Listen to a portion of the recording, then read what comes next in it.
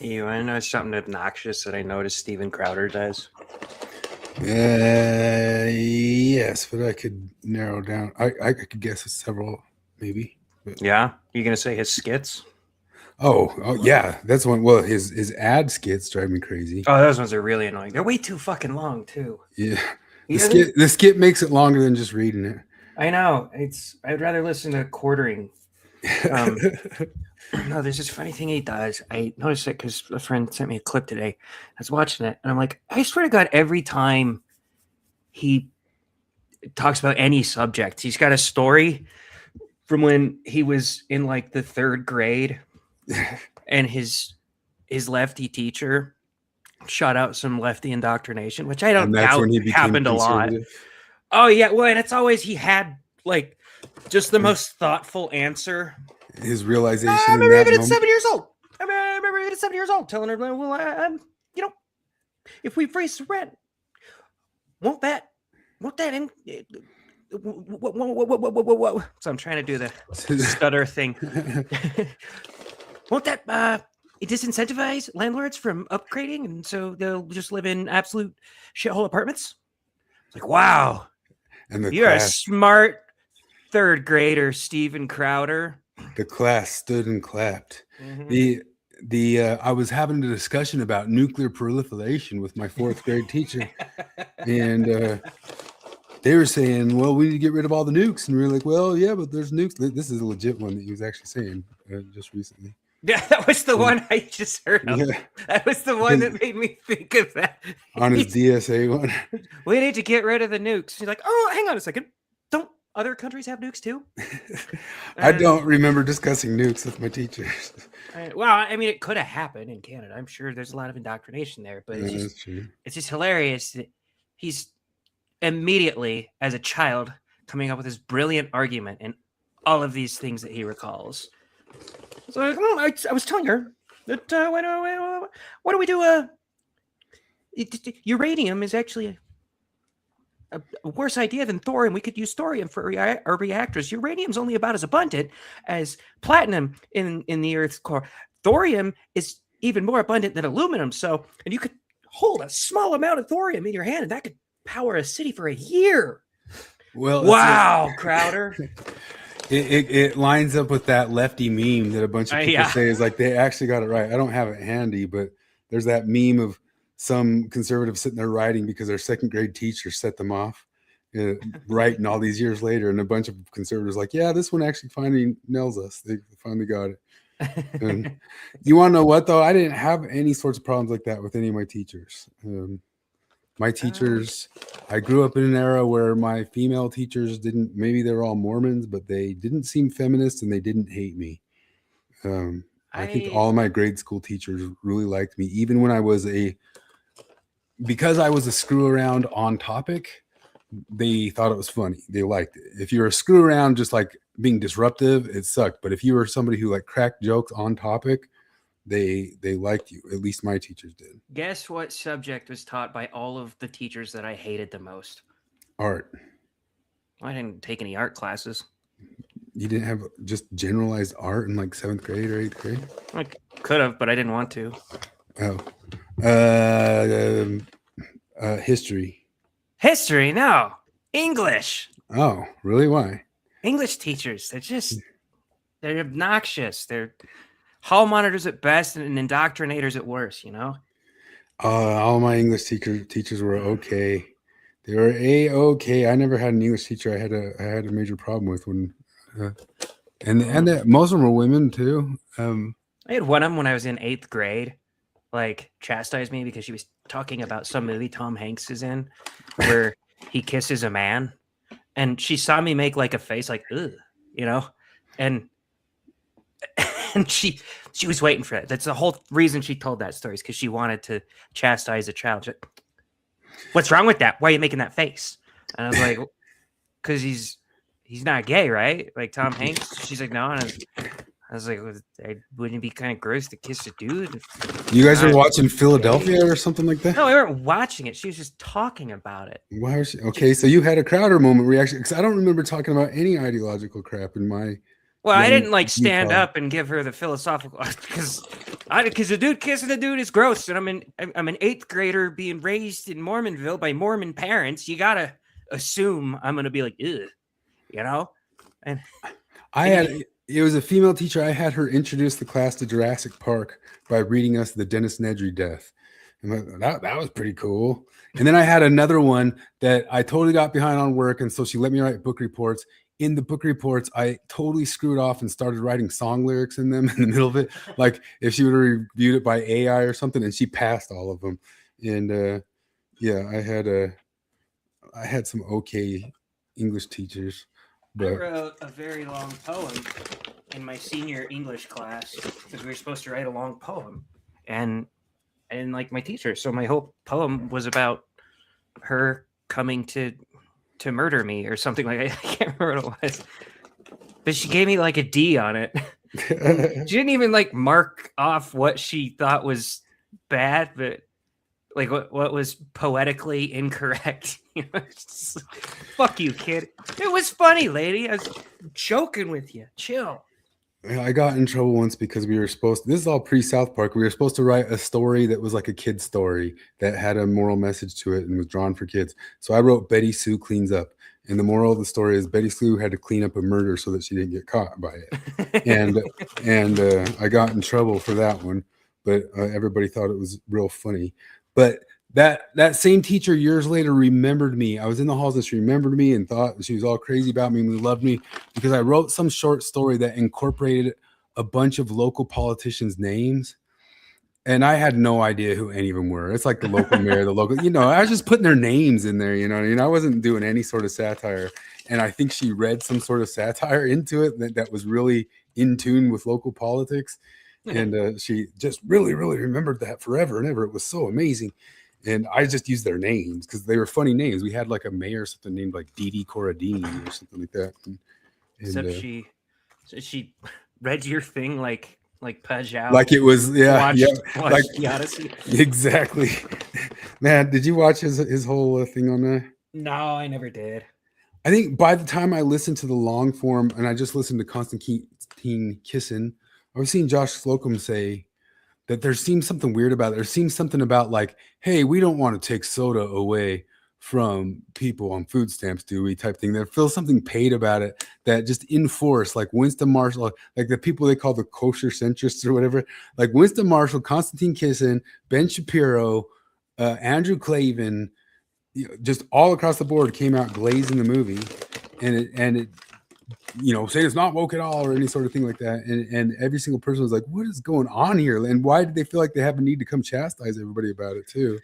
I think I don't know. It's like the first time I heard about Breonna Taylor because I wanted so badly to have like something to point to prove to people that I wasn't biased in favor of the cops. It's just that all these high profile cases happen to be, well, you wanted one you agreed justified. And so I heard about Breonna Taylor and I was like, there it is. That's the one. No, not great. They just fired in while she was sleeping innocently. And I pointed to that for months. Oh, you did before looking into it? Until I heard the story and I was like, well, fuck. No, I found out about that one pretty fast. I believed the Matthew Shepard thing for years.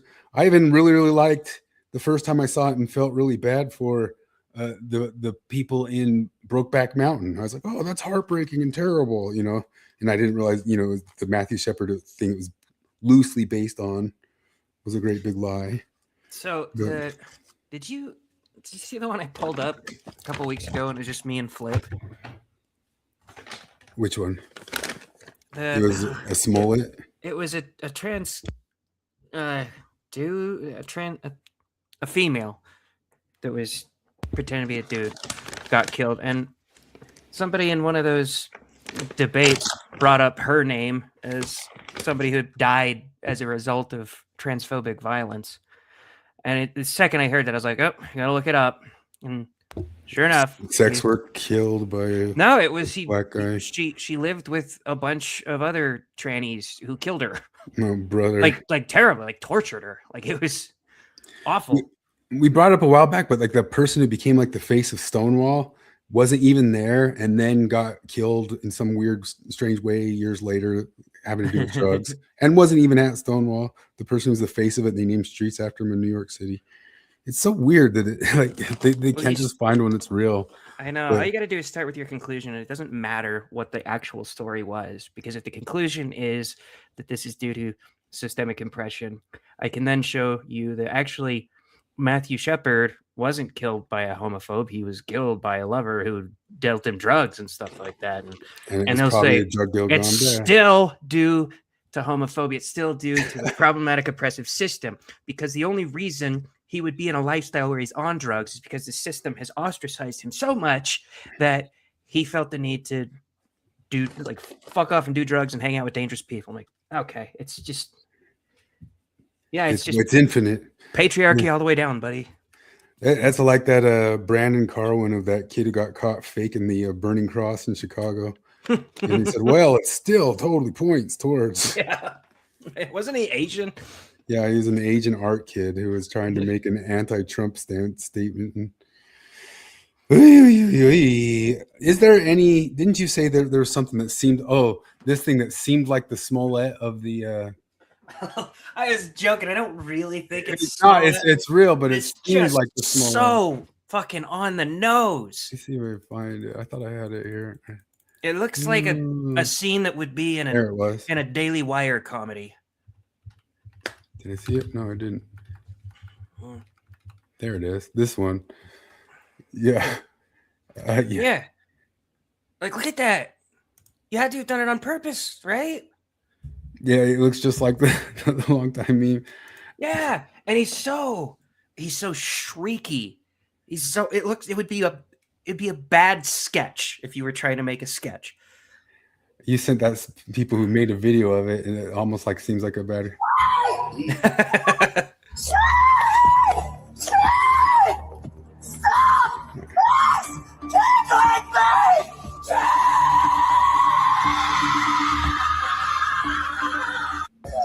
Oh. But like the getting up and stomping, you know? I have 2 kids, and I've rarely seen them actually like jump and stomp on the ground like a cartoon character throwing a tantrum. I see it all the time in cartoons. He actually did it. Well, also that it like escalated from 0. You know, I mean, it was nothing, like the approach and the officer, like he had no reason to be losing it. I don't know why he was talking to the cop. Speaking of like freak out stuff like that, do you know who's been like popping back up is Jigglypuff. You remember Jigglypuff? Trigglypuff? Trigglypuff, because that was a Crowder thing. She was protesting at Crowder, right? I can't remember who she was protesting. I think it was Crowder at a university. And get this fascist off our camp. Trigglypuff is 10 years old. So a bunch of people were looking into it. And so people are innocent, and she's of course still out there. She teaches workshops on awareness of sizeism. Like no fucking way. Of course she hasn't. We have GOP ones. I don't suggest them to many people, but go for it, buddy. Active in academia as a scholar activist focusing on fat liberation, anti-fatness, prison abolition, disability justice, intersections with the racial capitalism. Yeah, sounds like state and body politics. Sounds like the DSA mission statement. Yeah. Oh, it's so weird. But so that's some of the point that people are making is like all these people that you've been talking about for years, just like Bill Ayers and all the Weather Underground ended up in the university education. All the nuts that you saw in the past 10 years, they've all just gotten degrees that the only thing they can do with them is teach or do extending further education. And they're there already. And that's the world that we're living in. But I wanted to start off on something that's worth advertising that everybody should know about. Had a holiday. Hello, I'm just back from Narnia, where I had a holiday, Mr. Tumnus, Aslan, all those guys. And as you know, airports are places full of Wi-Fi and all sorts of evil energies. Think of all the phones out there, all of the signals, corruptible and corrupting. Luckily, I wear this magical amulet from Tech that keeps me safe from all of the various signals out there. And also means, look at this, look how strong I am. I think this is making me more powerful, as a matter of fact. Look at that. This stuff is absolutely packed with Tech. I didn't even bring any socks or toothbrush or dog meat or anything like that. Just completely full of Tech. You should get one as well, particularly if you're planning to go to an airport anytime soon, because the bloody things are full of lethal signals. Tech, a glorious amulet to protect you from corrupting signals. Hello, I'm just back from Narnia. Yeah, if you showed me that without telling me about it, I'd be like, oh, which movie is that from? Was that him in Bedtime Stories or? Yeah. He sounds but he sounds and acts like a Russell Brand character in a movie. You're waiting for the joke. Yeah. Bering had a whopper of an advertisement the other day. What was that? I can't even remember what it was, but it's something like, you ever get the ads for Mist Play? No. Oh, is it just a game? It's like a series of games, and the whole idea is that you can like take surveys or play games, and you get a bunch of ads while you're doing it, and you earn money doing it. And anyone that hears that with half a brain cell immediately goes, "That's a scam." Obviously, that's a fucking scam. I've never even tried it. And it wasn't Misplay, but it was another one, and it was just like, dude, come on. I mean, at this point, they're just taking whatever advertisement money's out there, I guess, right? I mean, yeah, but like, does Warren Smith have to tell me that I can't stay hydrated by just drinking water? Like, can't you just be like, this will get you hydrated more quickly, or like if it helps you get hydrated faster or better or whatever? Just I was saying as I was that like, does Ben Shapiro have to tell me that it's impossible to get in enough veggies in a day without taking a supplement? Because it's not. It's decidedly not impossible. Yeah.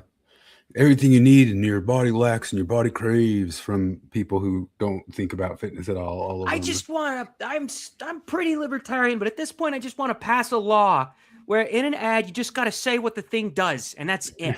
That's all you can fucking say. This is the thing it does. Yeah, this is a vitamin supplement. It's pretty good for you.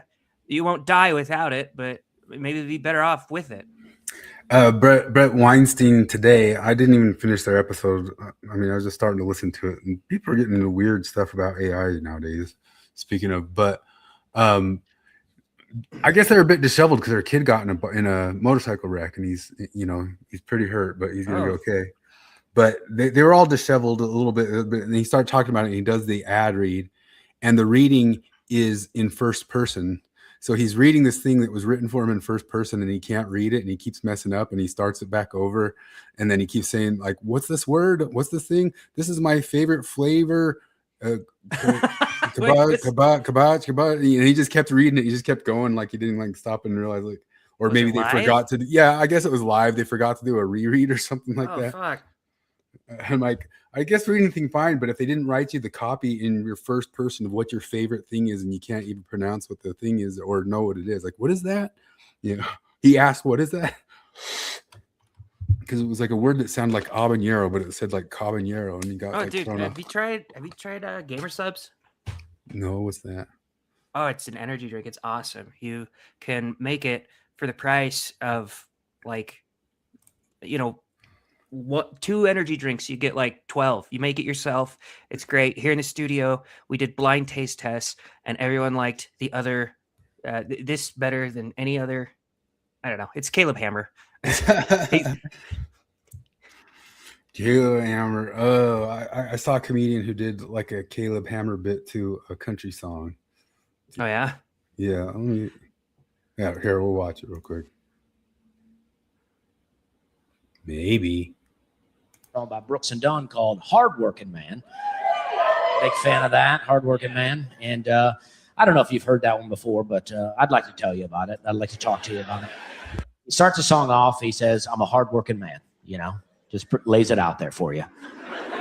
But you know who he is, how he likes to work, But he's singing, though, too. He's like, I'm a hard-working man, which is not a bad impression if you've never heard Brooks and Dunn. And then he says, I wear a steel hard hat.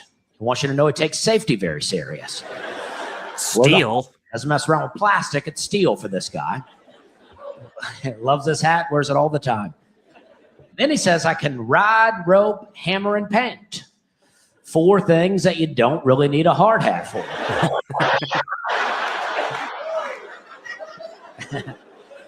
His coworkers are like, I don't know why you're wearing that hat again. Hammer and paint. Do things with my hands that most men can't. I'm like, I don't know. I think we can all hammer and paint. You would think a guy like this with this kind of work ethic, this kind of work attire, this list of skills, you'd think he'd be doing pretty well financially. But he goes on to say, I can't get ahead no matter how hard I try. I'm getting really good at barely getting by. And you're like, oh, dang, you know? So you get to the second verse. In the second verse, he says, come Friday night, I like to party hard. And you're like, oh, I'm starting to see where this is going here. Starting to unravel a bit of the mystery here. Work hard to play hard. He said, I like to carry on with the Cadillac Cuties. He never really says what that is, but I think we could put it together. You know? I like to carry on with the Cadillac Cuties, spend my whole week's pay on some weekend beauty. Oh, it spends on hookers. Okay, well, there's your problem right there. I think we can close this investigation. I'd like to see this guy meet with a financial advisor, you know? He's like, I just can't seem to put any money away. Like, I'm a hardworking man. I wear a steel hard hat. I can ride, rope, hammer, and paint, but can't seem to put any money away. Financial advisor's like, I don't know. Let's dig in. Let's see what we can find. Pulls up the report, gets to like page 1. He's like, oh, found it right here. A lot faster than I expected. It seems here you're spending everything you make in one night on some sort of a prostitute.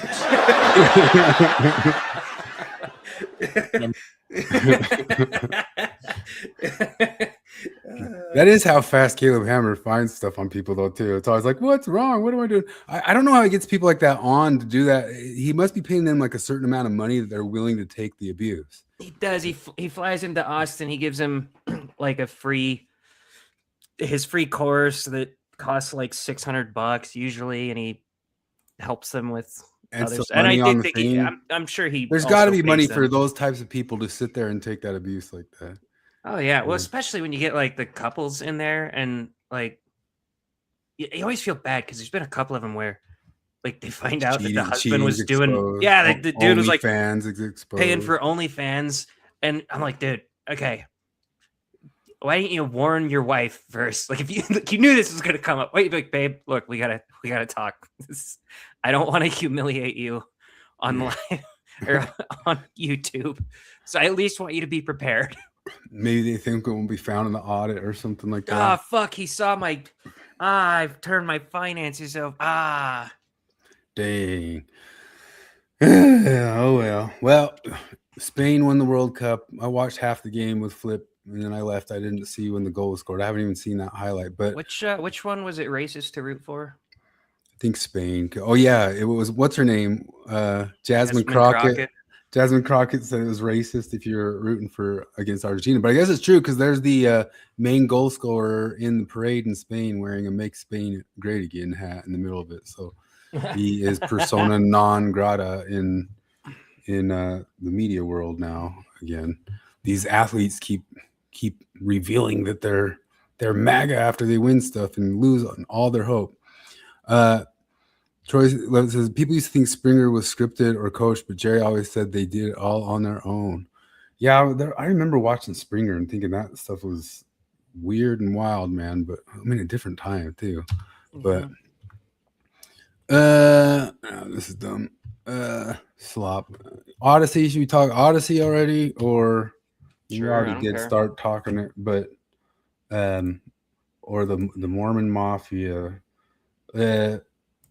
the Odyssey stuff. So I've listened to, I listened double speeds, like 20 hours, but 40 hours worth of review of this stuff. I've listened to so much review on it, and some people who break it down autistically, like EFAP, Mahler, and those guys who spent 6 hours going over every single scene. Stefan Molyneux's done like 4 hours on it, and the Clavins, and then the little things. Like we said, there's like a weird little thing of like glazing it from a certain type of group and all that stuff. I've seen a bunch of videos on. I've already seen the because people leak the stuff on Twitter all over. I've already seen the scene of the troll and the pigs and the stuff that I kind of wanted to see. I've seen it on a Twitter screen type stuff, and other little scenes. I've seen a lot of scenes. I haven't seen the movie. I'm not going to see the movie in theater, not just because I don't want to give money to it, but I don't like to go to theaters at all. I've been to theaters like twice. One of the last times I ever went to the theater was Tenet, and Tenet was inaudible. I could not hear Tenet, and I hear the same the audio problems are there with this. Really? Yeah, which is partly technical, and it's partly technical because I respect the technicality of it, because, well, Red Letter Media, they kind of just glazed it, and they're kind of like oblivious to what the Odyssey is too themselves. It's kind of, yeah, I could have watched it and not really minded, because I haven't read the Odyssey since high school, so I don't remember it very well. But when you do listen to the reviews, like Stelios on Lotus Eaters had a good one.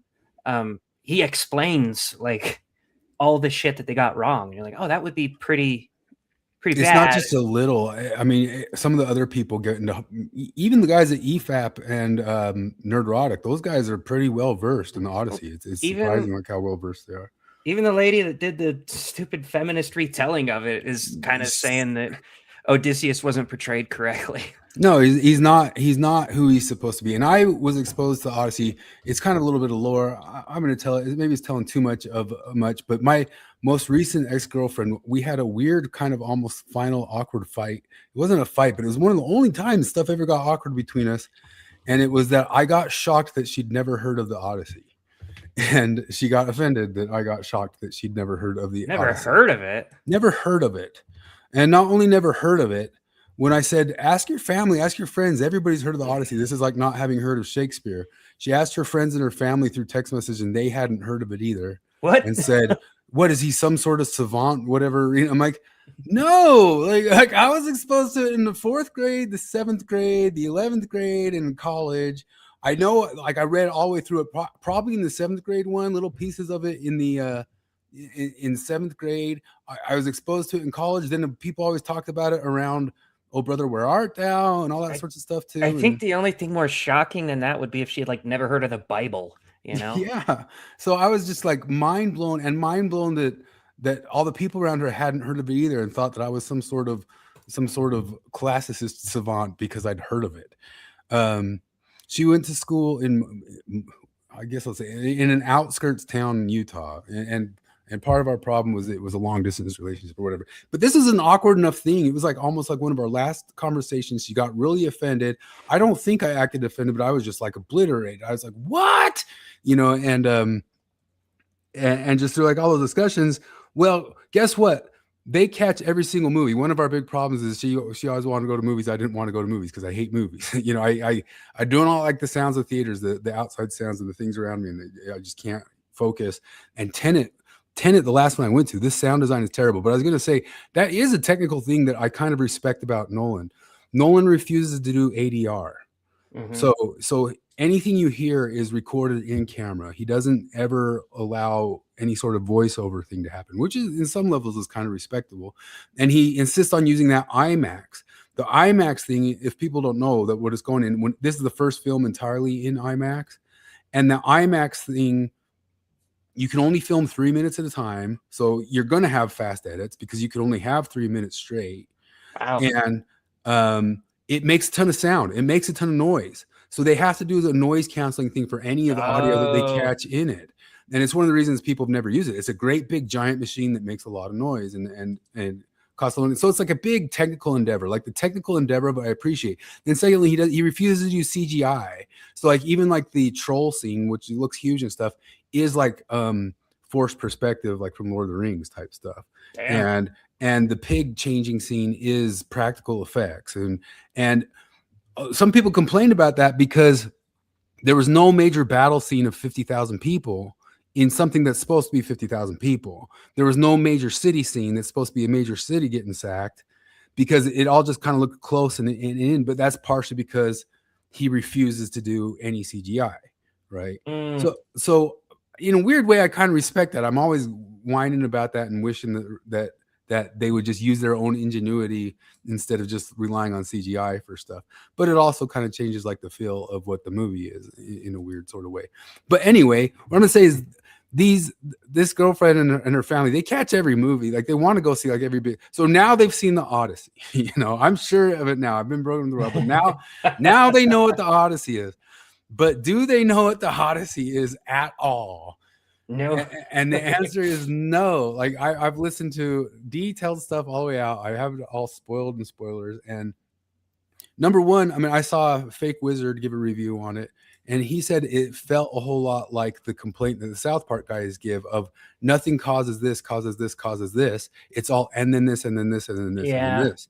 And the reason it feels like that, somebody might say, well, that's how the Odyssey is. No, all the causes in the Odyssey are the gods, and they're not there. Like the whole reason, like, why is the guy not able to get home?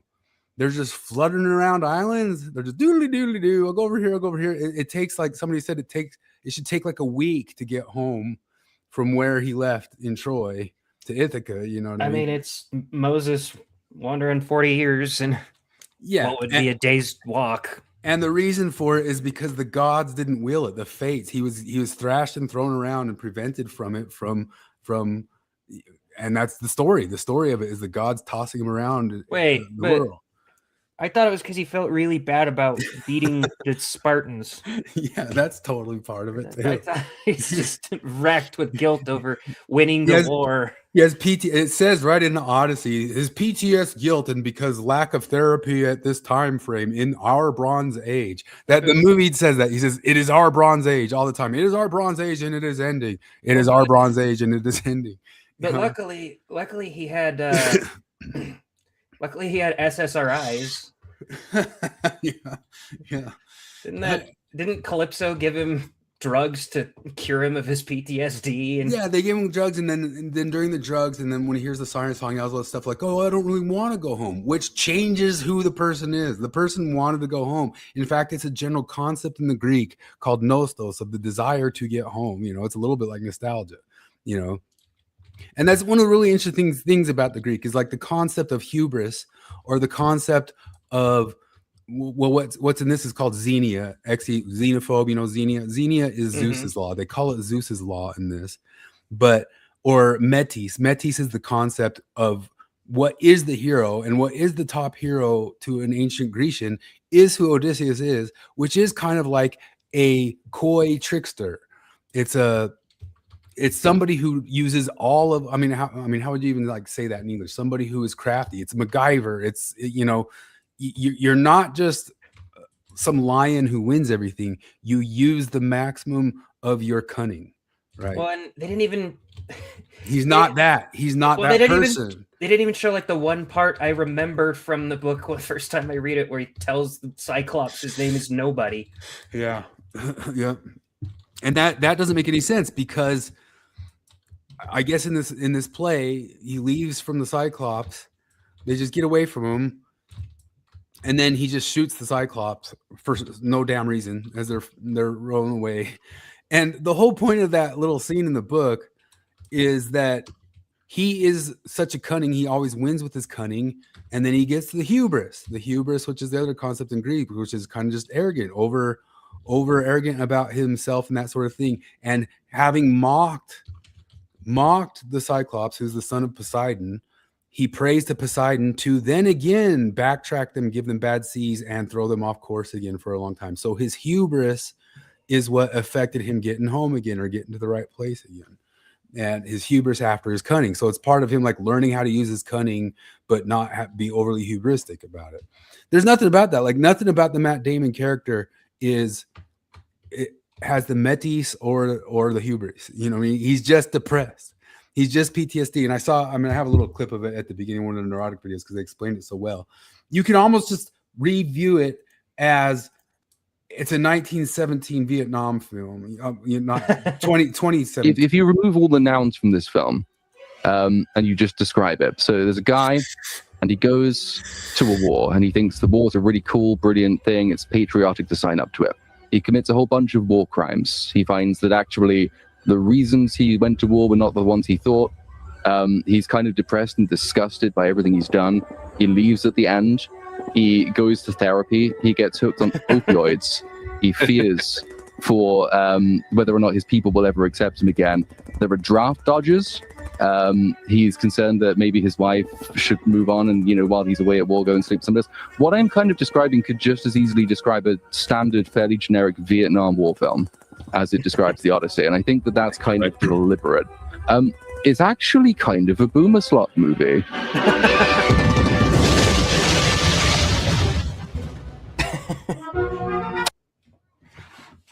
I mean, so that is one of the points, and he says it in a weird way. It is Nolan himself said it's kind of like a sequel to Oppenheimer, and being a sequel to Oppenheimer, he's likening using the Trojan horse to using the A-bomb. Right? Hey, you ever wonder? I don't know if I'm sure a comedian has done a bit on this. It's a little off track, but why did Trojans name their condom the condom? Why did they name it? That's like the worst name for a condom. It's sexist too. It seems like, oh yeah. Well, why did the company do it? I thought you were doing an anachronistic thing. No. Why did they name it after the condom? Themselves after a condom? That seems to be yeah, it does seem a thing. It's like you're going to sneak in and pull a trick on them and then let all the soldiers out. The Trojan horse. That's totally true. It holds the stuff in until a bunch of organisms come out and spill into the city and destroy it. I never even thought of that. Like, what? Why? That's totally true. Why did they do that? That's a bad advertising choice. Wilford Riley held a thing. Would you watch and enjoy a realistic Odyssey movie where Bronze Age warriors felt no Christian guilt whatsoever, defended master morality, took enemy women as sex slaves after killing all their male relatives, wiped out every last remnants of earlier human breeds, etc.? And most of the men said yes. This guy suggested that Elon Musk gave Mel Gibson $100 million to film the Odyssey adaptation that is accurate ships, armor, weapon casting using in the Homeric Greek. And Elon Musk said, "I'm down." Didn't he also say that he's going to use Grok to completely recreate? Yeah, I bet you that would be ass, though. That would be ass. Yeah, I'm gonna have some video of them doing like a highlight of it already. But even the Grok wouldn't get like the hubris and that sort of stuff, right? Or the Metis. That's one of the most interesting things about the Greek is like learning their general concept and like what they're trying to train and portray around their different general concepts. I have some sort of like Grok thing that pulled up like a bunch of their. It's almost kind of like Nicomachean ethics of Aristotle, where there's all these different values. So let's look at each of these different values and how they're tested in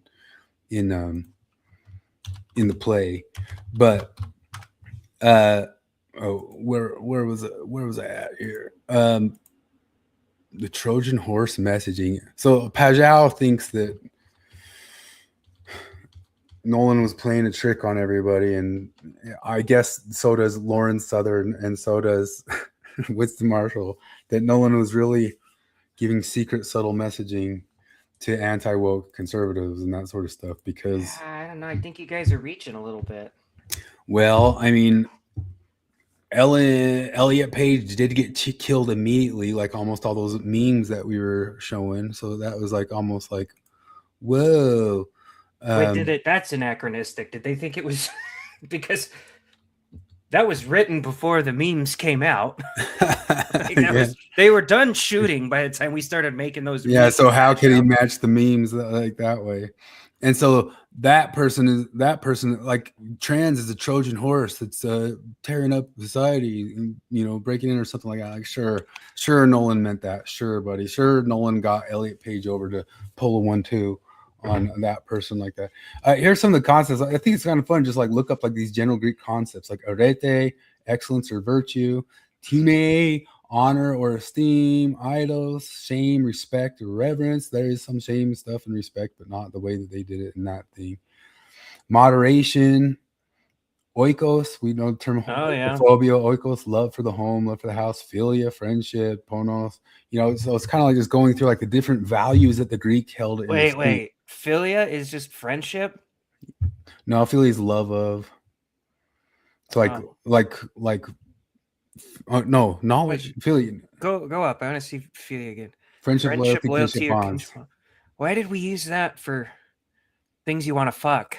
It's philia,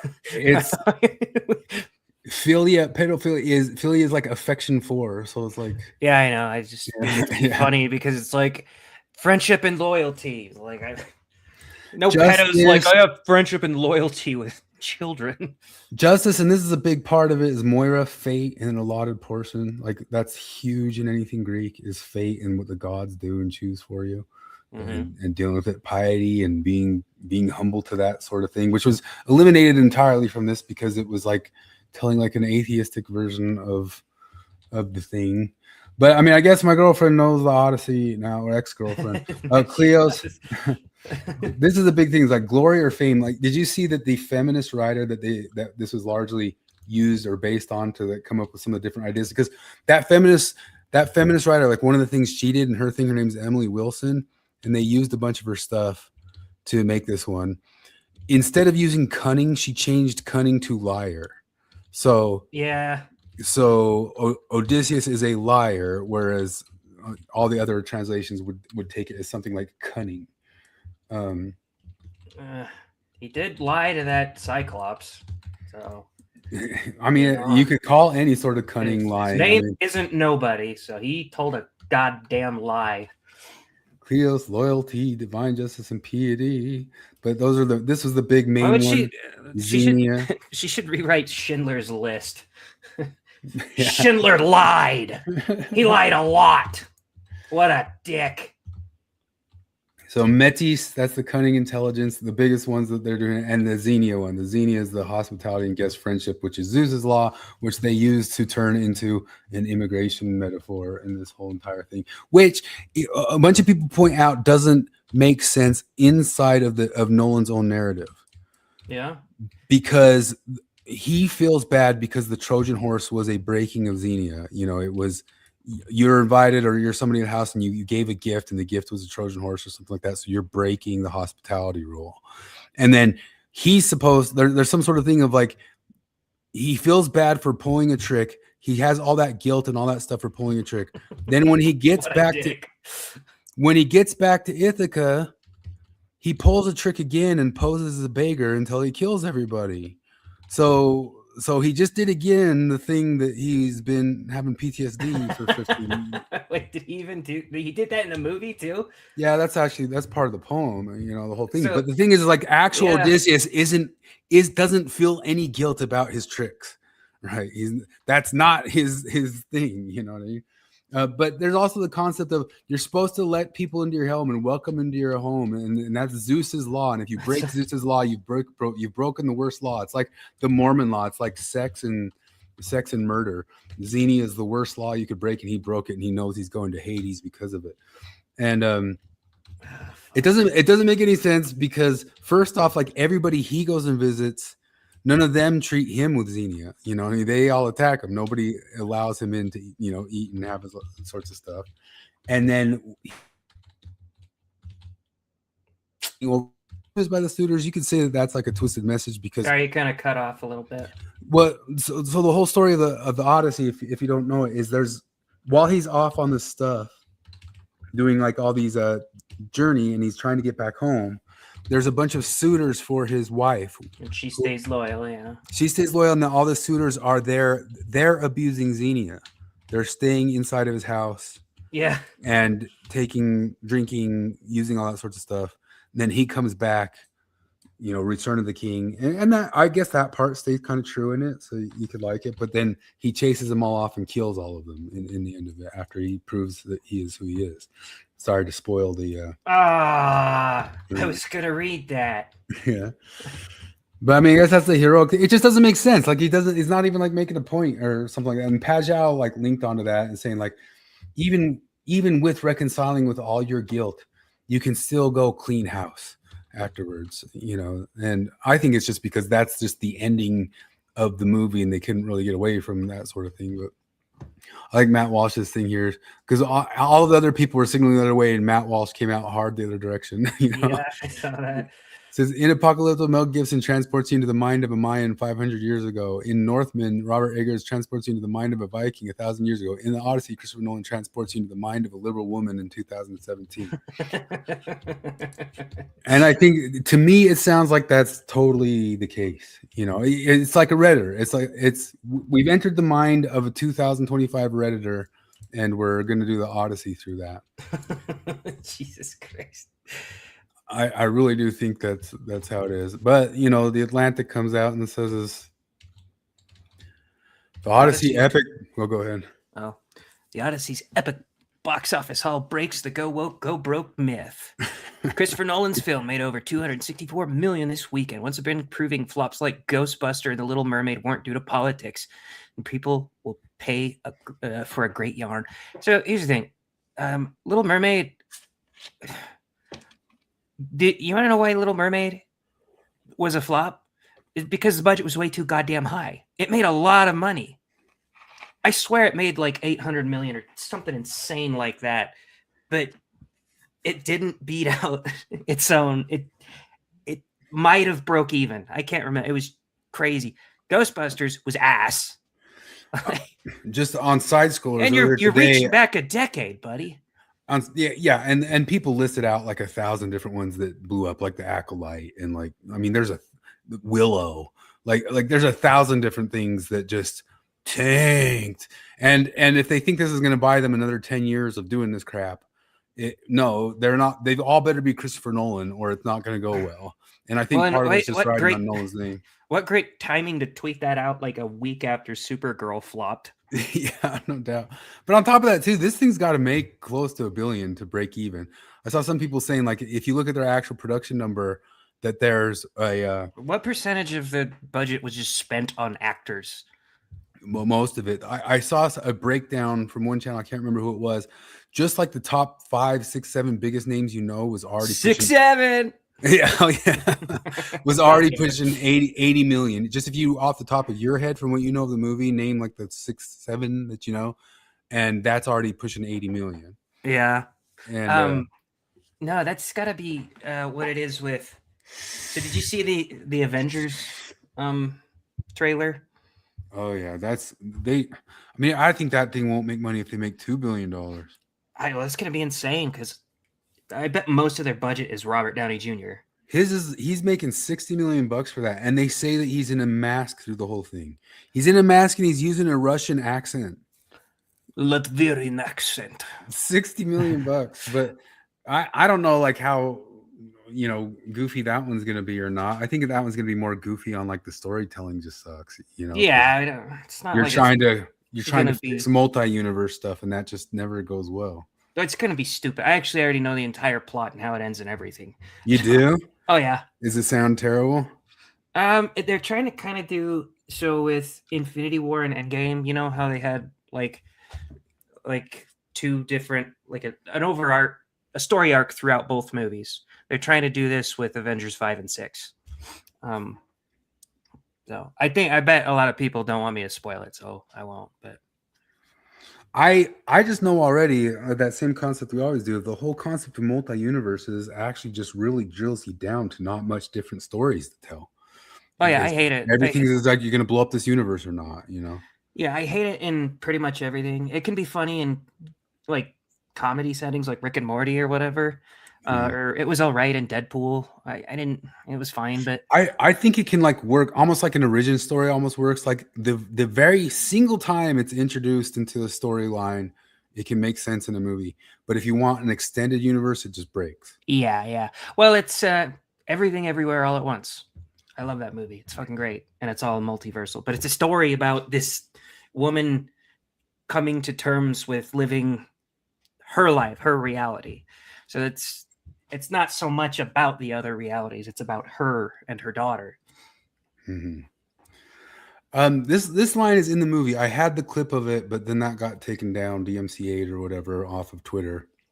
It goes exactly like this, and it's actually off screen. Like it's just showing B-roll while they're saying it. He says, towards the end, after he meets up with his wife, our Bronze Age is collapsing. Wait, it's you? You're the sea people? And then a song plays, and the name of the song is Our Bronze Age is Collapsing.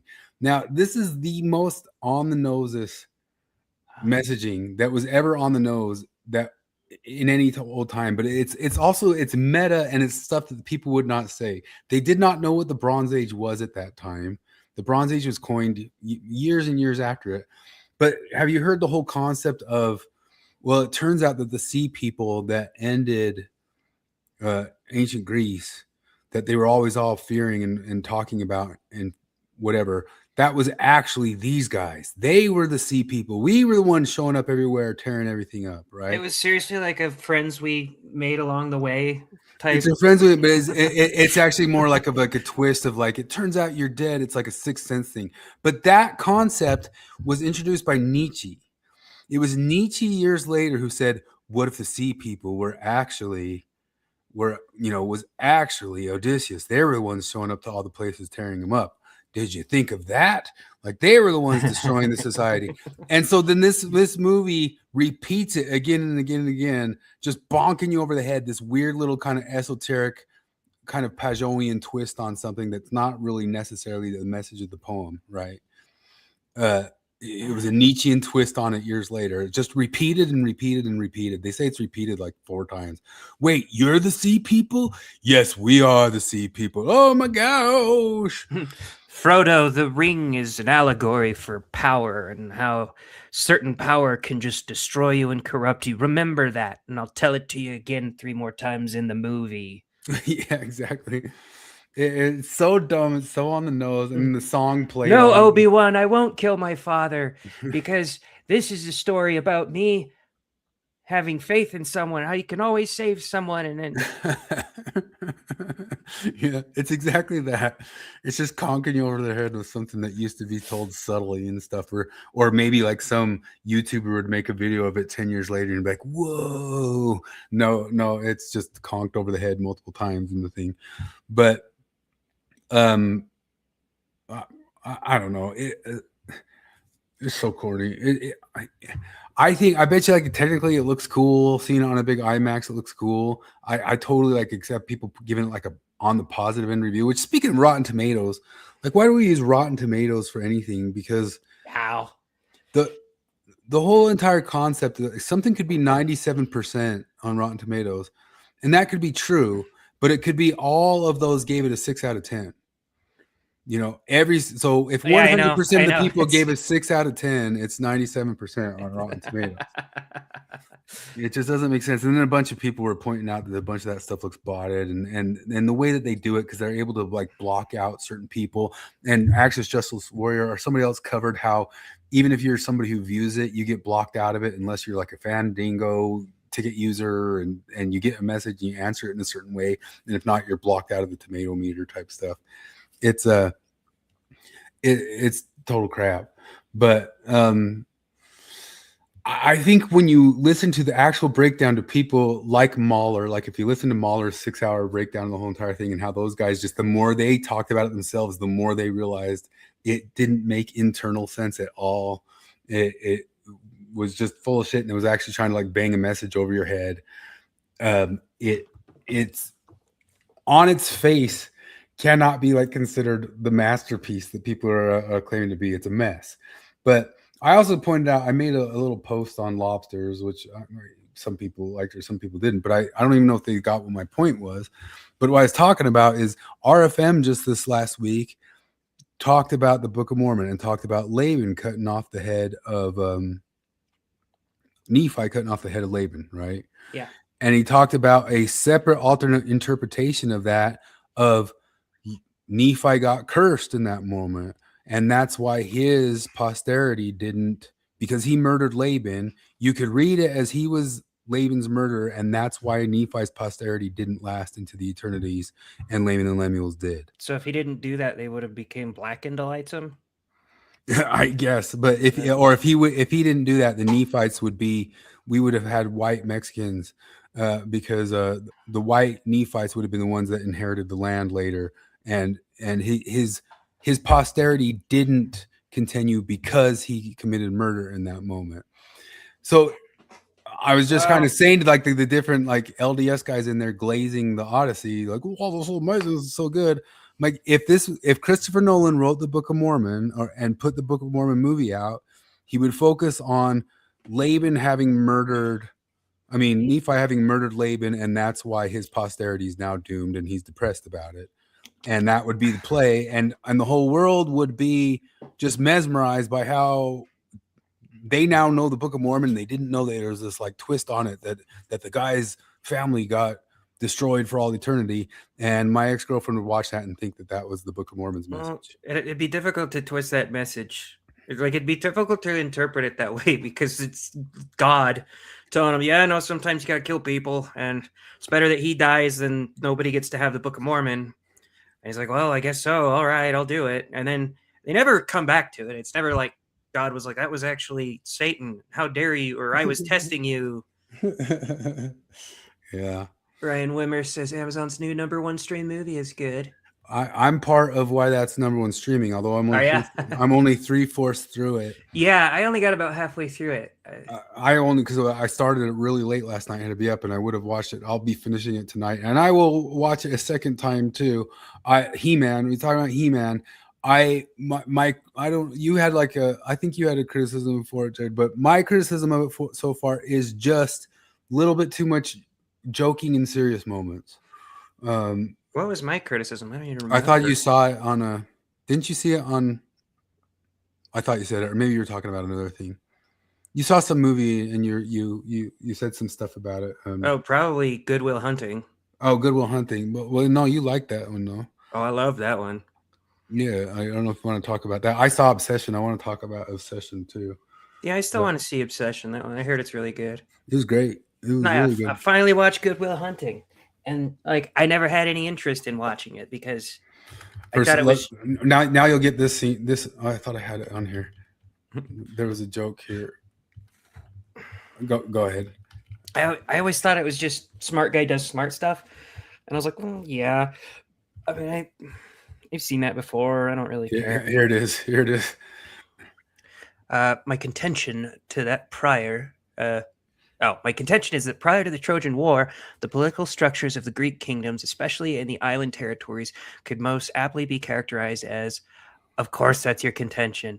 You're a young aristocrat who finished listening to some wandering poet, probably the hack from Pylos. You'll be convinced of that until next month when you hear from the bard in Sparta.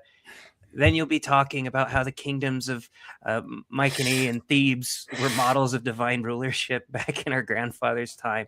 That will last until next year when you're back to regurgitating Mentor's speeches about the sacred bonds between king and people and the divine right of succession. Well, as a matter of fact, I won't, because Mentor completely overlooks the importance of the Council of Elders in tempering royal authority, especially in matters of inheritance.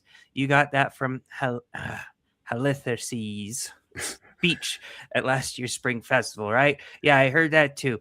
Were you going to plagiarize the whole thing for us, or do you have any thoughts of your own on this matter? Or is that your thing? You come to a feast, quote some elder, and pawn it off as your own idea to impress Penelope and embarrass Telemachus. That's awesome.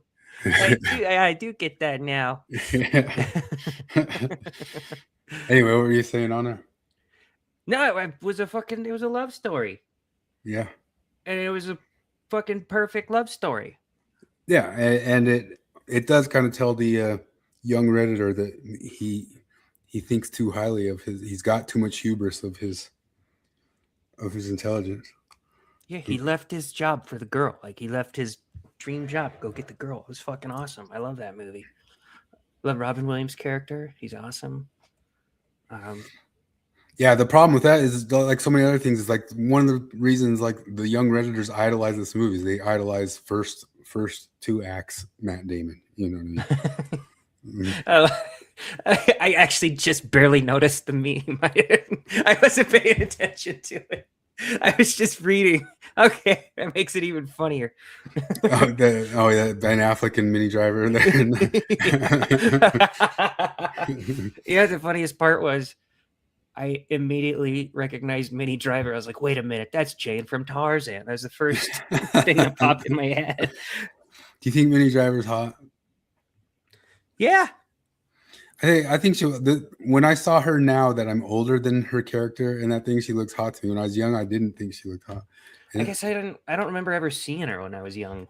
Oh, this is some of the stuff that's the dumbest shit in the world about the Odyssey. Yeah. There's like ruins and shit. They live in ruins and they use weaponry that looks like the weaponry that's dug up, not like it would have looked. They use it like it looks like when it was rusted. Yeah, they should have had a crumbled Colosseum in the Gladiator. That would have made it more modern for me. But none of that made, like, he insisted, one of the things is he insisted on music only being instruments from the time frame. Then it's all in like modern day English.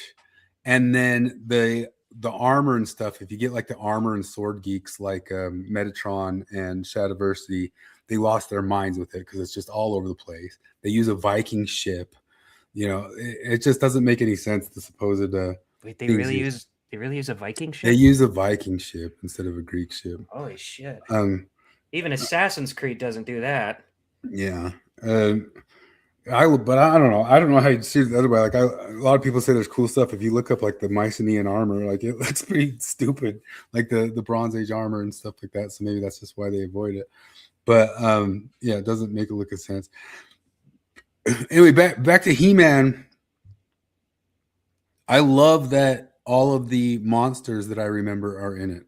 I love that. I love seeing that. It's almost kind of like those AI versions of things that, like, what if you saw this and there's all these different monsters that are actually depicted correctly.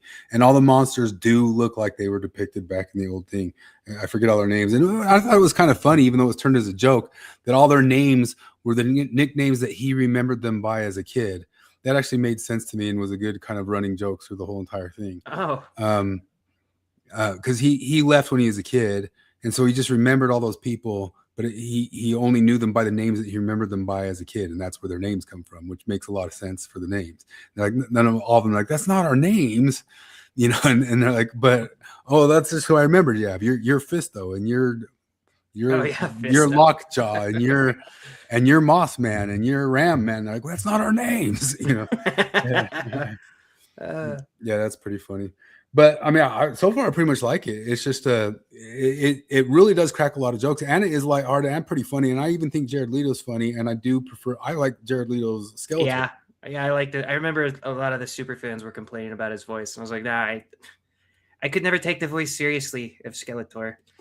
But it just does a little bit too much undercutting of heroic moments. Like I wish they kind of let stuff sit. Yeah, but they just do that. It's just Marvel humor at this point. Yeah. But maybe they don't do that at the end. Maybe they let it sit because I've got a little bit more to go in it. It's like everyone has to be Spider-Man because Spider-Man cracks jokes in fairly dire situations, but like you can tell, like a crane is collapsing and he's trying to tie it up, and he'll say something kind of funny and ironic, but it's like he's scared to death while he's doing it. Yeah. But like in the Avengers, they just like crack jokes as I don't know, a bullet whizzes past your friend's head, like that could have tucked some off the top, you know. Yeah. Lucky your head's not splattered all over the ground. Whoa.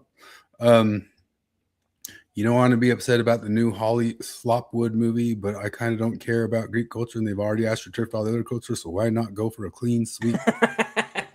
It's perfect. This is the big meme going around. It's kind of a famous old meme. It wasn't made for this. You can accept dragons, elves, and talking trees, but you can't accept a 2021 BMW 5 Series 530i with optional heated seating. Why are you so bigoted? It's so stupid.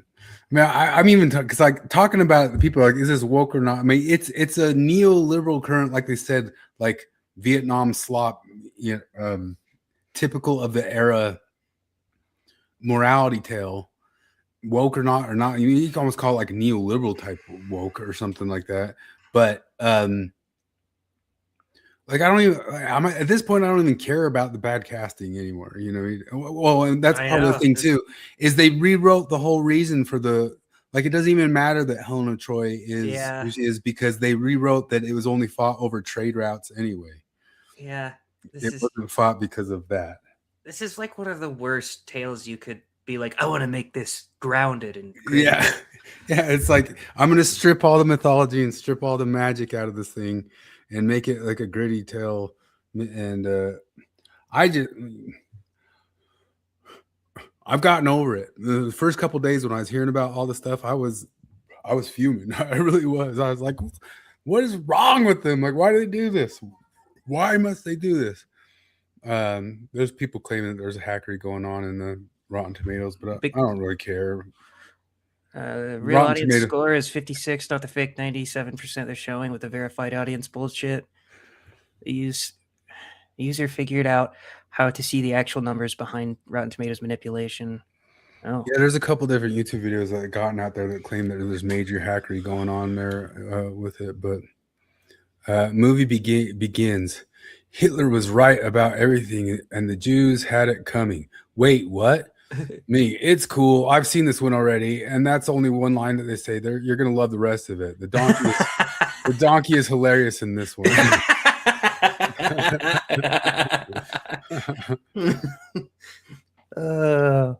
It's just 5 minutes of the movie. The rest is great. It's just got one cockroach in the soup. It's great. Yeah. Those are some other things. Anyway, Obsession. I thought Obsession was really, really, really well done. And part of what was well done is like how the horror of it 100% comes from how realistic it is dealing with a BPD gal, right? Mm-hmm. Because I kind of thought going into it that she's going to have a demon in her and it's going to be demonic, right? Oh yeah. And she is, I mean, not to spoil it, but it's right in the beginning. She is kind of put under like a curse wish to become super obsessed. So it's not her. And there's little bits of it where she'll give like little hints that she's under there and knows that she's been cursed. You know what I mean? Mm. But it's never played as like, yeah, I'm actually like the smile demon. You know what I mean? It's played as she's just super crazy obsessed. And it just nails that so well between like, you know, making scenes or making places. I love that it played straight, just actually the obsession and not that there's like a secret demon in there, you know? And yeah, more BPD. Yeah, totally BPD. I mean, it's taken to like an extreme level. And part of what's so freaky about it, and this is like what it's really like dealing with that in real life, is how sometimes it can just also turn off immediately. Mm-hmm. Like you're doing the craziest thing, making the biggest scene, and then suddenly like, no, you go home, sweetie. You go home. Like nothing happened. Hold on a sec. And I can't believe like those like little things like that little thing. If you ever have that happen in real life, it is one of the freakiest moments you ever feel in your life. You just told me my mom should have aborted me. I think this is like, maybe this is in Mormon households or whatever. Maybe it's every household. Maybe it's every parent. My mom is not BPD, but the most BPD thing about her was, and I think this is pretty true in all of the happy wife, happy life households, is some moment in our childhood when they're screaming the house down and the doorbell rings with somebody with cookies and somebody's got cookies and they're like, hi, oh, thank you for coming. Oh my goodness, this is so great. They're going to love the cookies. Like to me, like those moments in life, those little moments in life, if there's anything that gave me PTSD. Yeah, I remember that happened to me. The time it happened to me, my mom was really particular about us not eating food outside of me. It's not even that, I don't know, it's like she thought we were stealing from her anytime we'd go get a snack or something. And so I remember one time I just made some Jell-O and I ate it. And then I fell asleep on the couch and I wake up and she's already who knows how many minutes into an ass chewing. Like she's chewing out my sleeping body. Like, what? Jell-O? Like, you made the Jell-O and you didn't ask. Like, Mom, the Jell-O's been in that it's been in our cupboard for like a year. And we haven't touched it. It's 10 cents. I'll buy you another one. That's not the point. You didn't ask. Knock, knock, knock. Oh, hi, Sister Perkins. Thanks for coming over. I mean, I guess you got to, you know, it's not like You can answer the but door. I can't. And I think I've made like an ass of myself a few times like that in my life, especially like at work. Like sometimes like the person before just like set me off because they did something so stupid. Then the next person knock on the door. I'm like, oh, what was that? What? You know, like I can't like I should wish I was better at being that sort of a person who can go to zero in a millisecond. But I can't. Like I'm still kind of fuming on the last thing, you know, and but when you see it happen, and especially because you know I've been with a gal or two like this, where it's like, wait a minute, you can put on that face at will with whoever's around when you're wanting to put that. Like, how come you get to a point where you can never put that face on with me anymore? You know what I mean? Like, where is your capability of doing that? Like, how about you pretend? One of my favorite things from Prager like talks about depression and anger and that sort of stuff. And he says, sometimes it's on you. Like sometimes you've got to brush your mood like you've got to brush your teeth. Like it's on you. And it's one of my favorite lines or things from Prager. And something I even like take account too. It's like sometimes me being grouchy or rude is on me to cheer the F up, you know? Yeah, it's just, I don't know if it's kind of the modern idea about it is that that's impossible. Yeah, and I'm gonna give credence to both sides of it because sometimes it is. Sometimes you're just roaring, you're rip roaring. But Sure. No, you could probably even try in that moment. But sometimes you could totally say, "Hey, you want to know what? I'm here at this thing today, and we're just getting through it. And I'm gonna try my best to like it my best and not bring everybody else down because I'm pissy about." I mean, you got to do it every single day when you have kids. Not every single day, but you could have had the shittiest day at work or whatever, and you're feeling a little sick, and you get home and you're like, I can't ruin my kid's day. You know, I can't take it out on them. It's not their fault. I got to put on the face and I got to have fun with them. Well, maybe that's one of the things that gets practiced at church that doesn't get practiced anywhere else very well.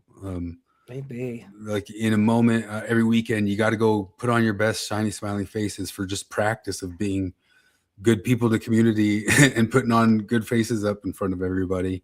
Well, I just remember it only seems to go one way for a lot of people. Cause like, I remember having a girlfriend who I can't even remember. She was like so overly emotional about something. And it was something really stupid. And she could tell I got annoyed because I just hate tears. I hate crying over nothing.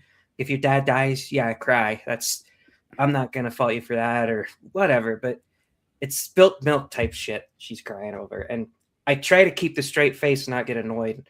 And she's like, you're annoyed. Why are you annoyed? Like, I don't think this is a big deal, you know? And she's like, well, I can't help the way I react. And I was like, well, then I can't help being annoyed with it. Do you understand that? Like if it goes your direction, it also goes my direction. So It's not my fault that I get annoyed when you cry over spilt milk, and it's not your fault you cry over spilt milk. We're just hardline determinists now, and it's just the way it is.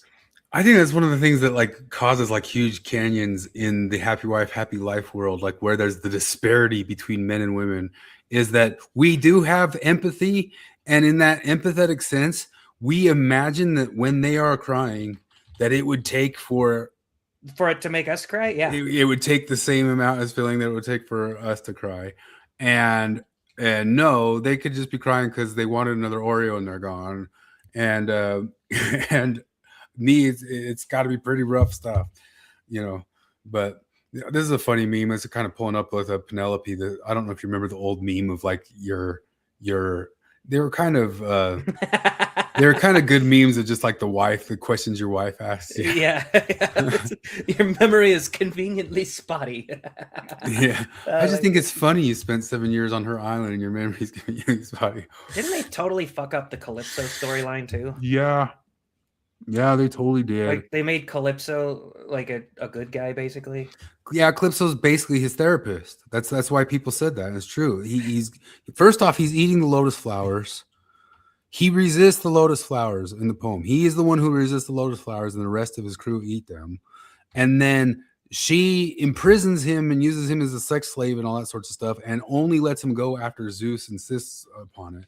And in this, she's just basically his therapist. He eats the lotus flowers. This I don't know if you know this, but the whole story is supposedly being told ostensibly with him being under the influence of the lotus flowers. So he's regurgitating the story while he's high, like he's in a therapy chair or something like that, right? And all the magical elements of it might just be because he's high as shit. Oh, that's stupid. Yeah. That's fucking stupid. Yeah, so she's his therapist, and then she just decides to let him go because he remembers finally the whole in the poem. He always wants to go home. He always wants to get the Nostos. He's always thinking of getting home and wanting to get home. In this, he forgets entirely about his home, and then she reminds him of it. And he should do a gritty, grounded redo of Lord of the Rings at this point. Why the fuck not? Like, actually, the ring it was just totally radioactive, and that's the reason it caused people to. That's why Gollum looks that way. He's not really 500 years old. It just fucked with his mind so much that it feels like he's been alive for 500 years. And the tower is actually just a giant beacon. It's not a literal magical eye. It's just a tower. Yeah. Well, I mean, it's got some mythical elements in it, but House of Dragons and that stuff is kind of like trying to tell the gritty postmodern version of that stuff. And anytime I start watching, I only watched a few seasons of Game of Thrones and fell off of it. I've watched all of House of Dragons so far, and it's fallen off pretty hard. But they can't tell any good stories with that because sooner or later you just can't root for anybody ever. There's nobody to like. It's just stuff happening to a bunch of pretty shitty people, which I think is actually how people start feeling after this Odyssey. That's if I think if I had read Game of Thrones before watching the show, like I already knew that Ned Stark died after the first season. But if I didn't know that, I read the book. I didn't know, and I was shocked by it. I would have stopped. He's just the only good guy. Well, that's about as far as I made it. I made it into the second season a little way. It's still good, but and the reason I say that is because I like Ned Stark because he's a Lord of the Rings character trapped in Lord of the Rings. And that's sort of the point, is that Lord of the Rings characters die in this world because they're naive and they trust people or whatever. Yeah. But I like the Lord of the Rings characters better. Oh, did you see my name? Oh, what is it? It's Ithacan American. that was one of the funniest. If I were in the theater when this happened, I would have belly laughed when somebody like asks Odysseus' crew where they're at. An Asian dude in his crew shouts out, "We're Greeks from Ithaca." you had to have the Asian guy say it. Yeah. Well, Pajau thinks that's some of the secret messaging of that sort of stuff, because he says that when they go and sack all these different towns, some of the people in the towns are speaking Greek. And so he thinks there's secret messaging that these are the sea people. These guys are not the Greeks. Does that make sense? They're actually going and sacking all the Greek towns. Yeah, I get it. It's just I don't get why it makes sense in the story. It doesn't, but, and people just read too much, and like the people where it's like, Barbie is secretly based, You're like, no, you bring up a good point with your Ken stuff. It's not secretly based; it's accidentally based. Accidentally, yeah. She didn't mean to do that. She didn't mean to be like, I don't know. You're reading something into it that is not there on purpose. And I think that's what Pajau's doing, although I haven't watched his video, so I should be fair. Well, I mean, this is what I'm saying, because I think that he should say it and go from the angle, because a lot of the people rewriting and rereading the Barbie stuff online, they 100% knew that they were doing Death of the Author. And if Death of the Author is part of the story of the leftists can use the concept of it doesn't matter what the author's intent was, all that matters is what I pull out of it. If they can do that, the right can do that, right? So they went and read Barbie in that sort of style, but Nolan is straight up saying, and so is Clavin and those guys, they're straight up saying that it's the intent. Like I think this is 100% visible that it's the intent of the author. It's the intent of Nolan. Barbie and Ken was basically the story of Adam and Eve. Yeah. So like if Pajau was saying all that stuff in the death of the author framing of like, this is how I'm going to interpret it, I don't know if it was the intent. I totally get that, but yeah, we're be reaching. Yeah. So do you get this joke right here on this meme right? It says when Odysseus went into Agamemnon's office with Nestor, he said to the latter, wringing his hands, "I have blood on my hands." Agamemnon later said to Nestor, "Never bring that cretin in here again. He didn't sack Troy. I did. That kind of weepiness makes me sick." Oh! Wait, what's that from? That sounds familiar. So what it's hinting at is that is the not dialogue, but real life supposedly discussion that Oppenheimer had with Truman. Oh. So supposedly Oppenheimer went back into Truman feeling all guilty about the atom bomb. And Truman said, "Shut up, you didn't drop any atom bomb. I dropped the atom bomb." And said, "Your weepiness makes me sick," type stuff. And supposedly kicked Oppenheimer out of the Oval Office forever from that point on. But that's just kind of alluding back to they keep calling like the Trojan horse the atom bomb. So you want to go to Andrew Tate. Oh, look, did you know that the Tates were white? They're listed as white and they're yeah, I saw that. Of course they are. And then you got all the NRX guys standing for him type stuff. The DSA. Let's talk Candace. Did you hear about Candace pointing to the Mormon Mafia? I heard you say that, but no, I didn't hear what she actually said. So Ward Radio had actually a really good episode on it last night, which Jim Bennett came on, and Jim Bennett had all sorts of scoops because his dad worked with Howard Hughes. And most of the story of the Mormon Mafia is about how Mormons surrounded Howard Hughes. And strangely enough, he confirmed a bunch of the stuff that Candace said about Howard Hughes and the Mormon Mafia that were around him, although she like makes leaps from it. But I'm going to go to the moment in the Ward Radio thing where I think Luke actually does do a summary pretty well in a short time of what Candace's claims are. Let me see if I can find it. Let's watch a Steve thing in the meantime. School without underwear, part 2, 2nd grade. Time to go to school. Don't forget your underwear. We won't.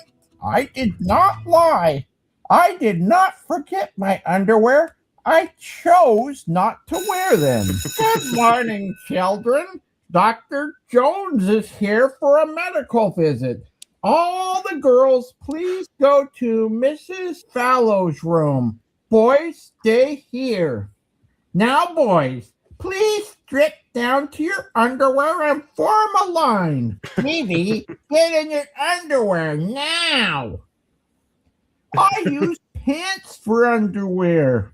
Hi, I'm Dr. Jones. Where are your underwear? Did you forget them? These are my underwear and my pants.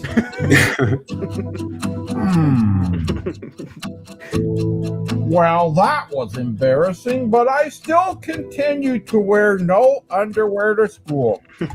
Underwear? Who needs it?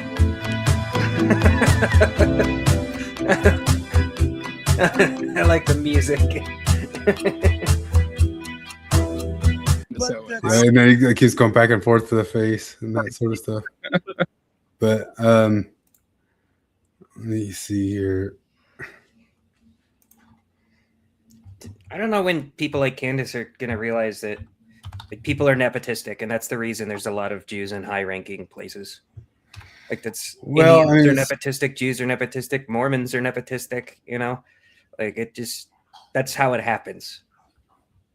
So this is the TLDR, and it really is what it broke down to. She covered the Mormon Mafia yesterday on the thing. Oh, look, we got the Catholic dweeb here again. Yeah, I know. All right. About. So let me give you the TLDR. We'll summarize everything that we've gone over in this last hour and a half. Okay, ready? Billionaire recluse Howard Hughes was surrounded by an inner circle of Mormon Mafia in the last years of his life before he... Hey, Catholic dude. On the show, they had on Jim Bennett, whose dad is Bob Bennett, who was there for Howard Hughes's Mormon Mafia stuff and was able to give insight into it. And you didn't get that anywhere else but Word Radio. If ever there was like a relevant episode of Word Radio that was actually relevant to the thing that was like pushing around in the society, it was that one. They had the guy there that could give insight into Howard Hughes's history. Who was probably killed by the Jewish Mafia. Nepotism also explains why 2 goofuses are on this channel. Okay. This guy's retarded. Just Yeah. On board a plane owned by the man who founded the company that owned the Egyptian plane that took off just before Charlie's assassination. And Hughes's primary Mormon handler was the father of a man who managed Mitt Romney's Bain Capital. And after a legal battle in which the Church of Latter-day Saints submitted a suspicious handwritten will for Howard Hughes, which was ultimately rejected, his Mormon handler became chairman of his organization. One of the hotels that Hughes owned ended up in the hands of Blake Wind, who is friends with Erica Kirk. Also, one of... What's crazy too is Jim Bennett's father was also mission companions with the guy who took over Howard Hughes's estate. Like, it's such like weird connections that Jim Bennett has with everything in the world. The Maroon Shirt Boys. Ortho dude, if you don't give a shit about Howard Hughes, go watch something else, please. What are you fucking doing? Go away. Is related to Howard Hughes. Anyway, Charlie's inner circle was also comprised of Mormons, even though TPUSA is supposed to be Christian evangelical, who were in charge of TPUSA money. And Charlie conveniently died right before changing TPUSA's stance on Israel, doing a financial audit of the money controlled by the Mormons, and changing his will. Therefore, according to Candace's own words, quote, all of this just feels a little reminiscent to me, right? A man living his life one way. That's what she said. It's not a word. That's what she said. She's known for this. A man living his life one way, relying on his lieutenants, not knowing what was really going on around him, then suddenly picks up his head, starts asking questions. Anyway, it's all just something to think about. That is the brilliant reporting and investigation from Candace Owens. So I did listen to that episode, and I think he sums it up well. Did you follow it? Like, not super well. Let's try to follow it again without getting interrupted. Jim said, I haven't met Jim Bennett, but I met his dad. I was there. I've said it before, but I was there in the building and in the hall when his dad got voted out by Mike Lee. And I saw him just coming out crying after having been voted out by Mike Lee, just him and his wife in the hall, and me in the hall. Just seeing him there as he's walking out crying from having been voted out. It's a super interesting episode. Thursday nights got a lot better once we all learned to just block. Oh, you guys already blocked him. I'll mute him sooner or later. I have a long-standing thing over blocking people just to censor stuff. But if he was saying any sort of thing that was relevant at all, once it just gets spammy and time wasty, I'll mute him. But it's crazy because Jim Bennett, I mean, I suggest listening to this episode, although it's highly frustrating because Cardin's like constant joking of like, oh, we're the mafia. It just like derails it so much. But when they get on subject, Jim Bennett knows crazy amounts of stuff about Howard Hughes, man. He knows crazy amounts of stuff about how he died, about interactions with the mafia. His dad, Jim Bennett, at one point was accused of being Deep Throat. And it all had to do with CIA. And strangely enough, he confirmed a lot of the stuff that Candace says. Actually, I'll keep going for a second there where he says it again. Just saying that there were CIA ties.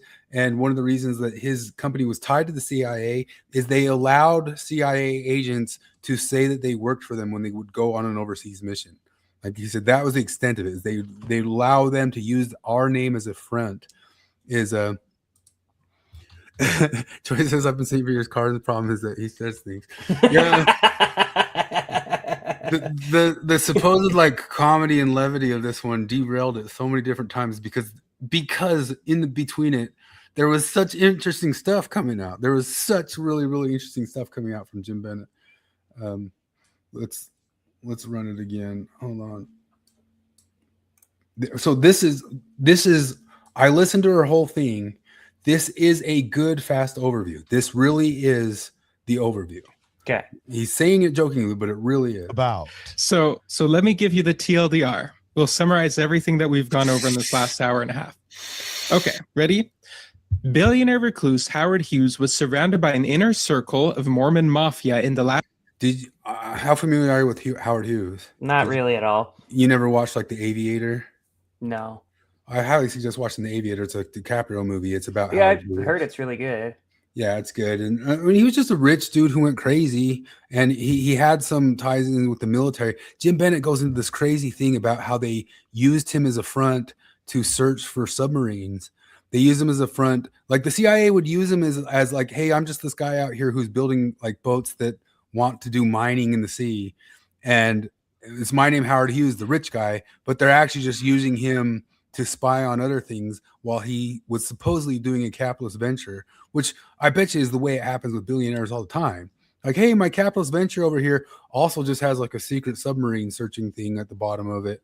But it really wasn't Howard Hughes doing it. He was just letting them use it, you know, crazy stuff. Last years of his life before he died suspiciously in 1975, like Michael Jackson, who was. So he did die suspiciously, and Jim confirmed it. There's like this whole long crazy story where Howard Hughes was flying. He was like a big aviator. I can't remember. I saw The Aviator. I don't want to watch it again now that I've heard this different stuff. But the Howard Hughes was flying over London, and he wanted to land in London, and he didn't have a passport. So he called Jim Bennett's dad to ask the state to get him a quick passport. He called and said that they could not get him a quick passport. And they said, fine, you can land, but you've got to go to the embassy in 24 hours. And if you don't go to the embassy in 24 hours, you cannot enter the United States ever again. And then Jim Bennett said he didn't go to the embassy and was never allowed in the United States ever again. And people don't realize that he spent the rest of his life, which is just like 2 or 3 more years, in the Bahamas. He was not in Vegas up in that like top hotel room that people thought. I don't know if you know the lore of Howard Hughes, but he got really, really OCD, really, really paranoid, and bought the Desert Inn Hotel and just lived out of the top floor of it, watching his own movies forever. And he'd pee in jars. He wouldn't put shoes on. He'd keep his shoes in like boxes and grew his toenails out to like 2 feet long. That's fucking awesome. That's the way to go. And he was a mega billionaire, and he wouldn't talk to anybody. And Jim Bennett confirms it is absolutely true that he only had confidence in a group of Mormons that called themselves the Mormon Mafia. They called themselves the Mormon Mafia. They jokingly called themselves the Mormon Mafia. He only employed Mormons because he didn't trust anybody who drank or smoked or anything like that. Well, wait a minute. Let's see. Howard Hughes was a front for bringing up a Soviet nuclear sub that had sunk to the surface so we could reverse engineer. You see that? Catholic dude is talking. Like, he's actually talking. That's true, and it is on topic, and that was covered by Jim Bennett, whose dad was there as the PR person for Howard Hughes at the time, the person on Ward Radio right there. Sorry, anyway, I interrupted you. But yeah, I mean, that's on point. That is the actual story. And they had Howard Hughes kind of fake creating like a boat, and the boat was created as supposedly like a sea mining boat, and they used it to try to figure out what was going on with that submarine. And Jim Bennett tells the whole story of that from the first person point of view of what was going on with his dad, who was living through it. Was probably killed by the Jewish mafia on board a plane owned by the man who founded the company that owned the Egyptian plane that took off just before Charlie's assassination. So she connected this that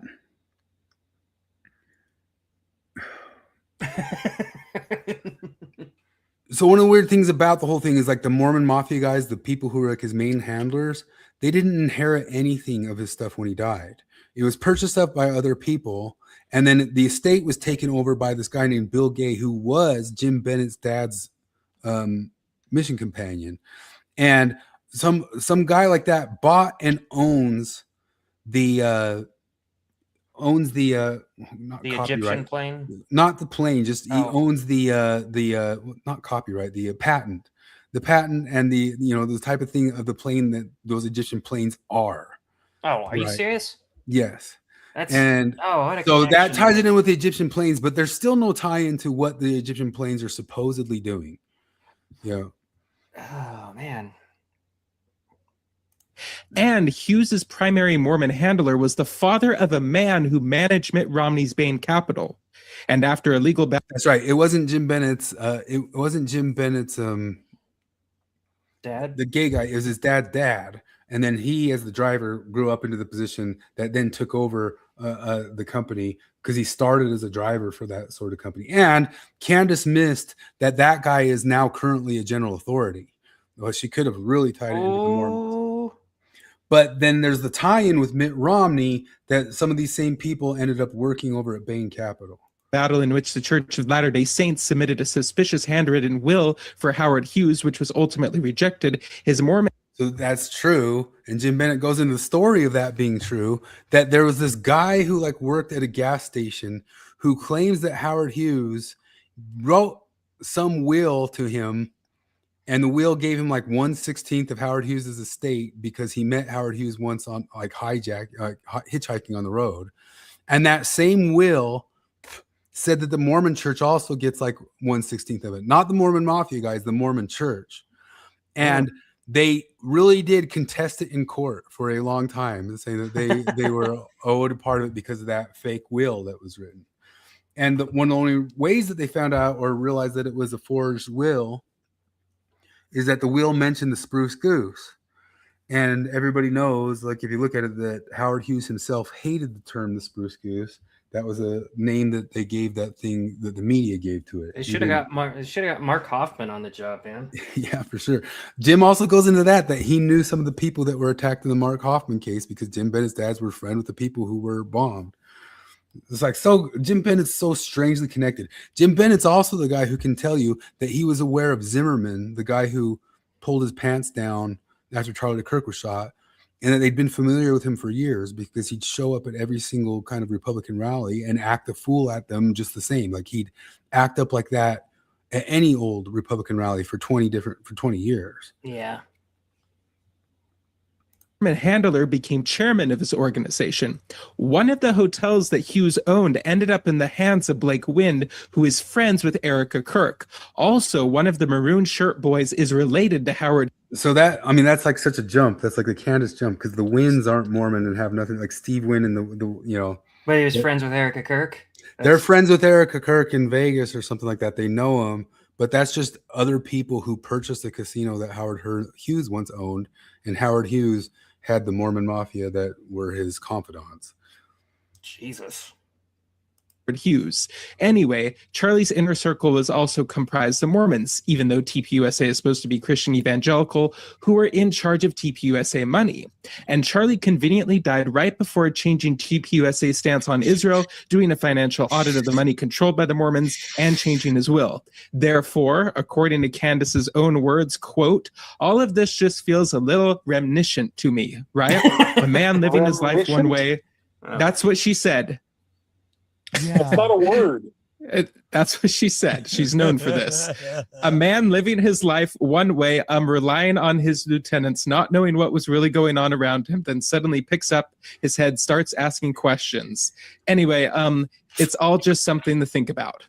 That is the brilliant reporting and investigation from Candace Owens. Filing this under schizomaxing. That's the new. I'm just listening to it laid out like that.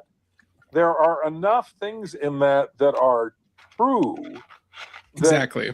That you can skip over the ridiculous leaps. Everything she was saying about Howard Hughes was essentially true. And then all of a sudden, the only reason that matters is because some Egyptian guy owned a plane that took off. I mean, it's well, and a relative of his was wearing a red shirt at the assassination. It's just loopy. I mean, it's okay, because Howard Hughes dies in 1975, and Howard Hughes ends. Clear, however, that in my oops, sorry, keep going. I mean, the entire estate was completely liquidated, and Howard Hughes's influence in the world did not survive him for a second. It was just completely dissolved. None of his family carried on any of his legacy. Ryan says if Owens was a leftist commentator, folks like the Lynn Mormonish and Mormonism Live would be eating the shit up. Not only that, they are, Ryan. There's Kara does eat it up, and Exmo Joe eats it up. Mm-hmm. Like, and they're making TikToks on it, kind of not as constantly as Candace does, but like once every 5th or 10th TikTok, they catch us up on the framing of Tyler Robinson. Kara's gonna go full schizo, and she's gonna blame the death on Tim Ballard. Yeah. And she does almost do that. There isn't any through line, and there isn't any Mormon connection to all of these casino owners who had no connection to Howard Hughes other than it would be like saying, okay, whoever owned this house, I can't even remember their names, that we bought our house from 20 years ago. If they were to be serial killers, well, Jim Bennett bought his house. It's just something to think about. Mm-hmm. I mean, there's no connection there. There's nothing. I mean, you realize that you're going to be the next episode, right? Jim I Bennett. hope so. Who's really... That would be really, really fun. If she wants to have me on there, or Jim Bennett has just blown, son of the. Oh man, that would be so much fun. So, Candace, if you're listening, your people should call my people. Well, but do you think Jim would go on if she wanted him on? Of course, but she would kick his ass because he's terrible at that, and she's also terrible at this stuff. But I don't know. He's just so bad at confrontation. I don't think he means to do confrontation. I think he thinks that he would be there to, yes, I'm here to enlighten you on like what actually happened, and you're willing to hear this, not get combative about it. Whereas she would lose her mind, as if she'd ever let anybody push back live on anything that she's ever seen. But yeah, she's not that dumb. Yeah, so that wild story is going on. It also started out with like the Courtney Love stuff too. That Courtney Love is the one who tipped her off to how the Mormons and the Jews are connected to. Courtney Love? Yeah. Flip actually has something that he knows about that. I don't know if it's telling tales out of school, but I mean he just knew that their kid and Courtney Love, you know how they're out in Utah County, there's all the rehab clinics. And a bunch of celebrities go to a rehab clinic. I remember I was reading Matthew Perry's book, and he spent all of his rehab clinic time was spent out in Utah County at rehabs. And strangely enough, you remember what's his ass whose son just stabbed him to death? Oh, Robert. No, what? Why can't I remember his name? Howard. No. the director. Yeah, Princess Bride director. Why can't I remember? Princess Bride director. Come on, brains. Somebody out there tell us the Princess Bride director. Are you Googling it? I'll Google it. Google it.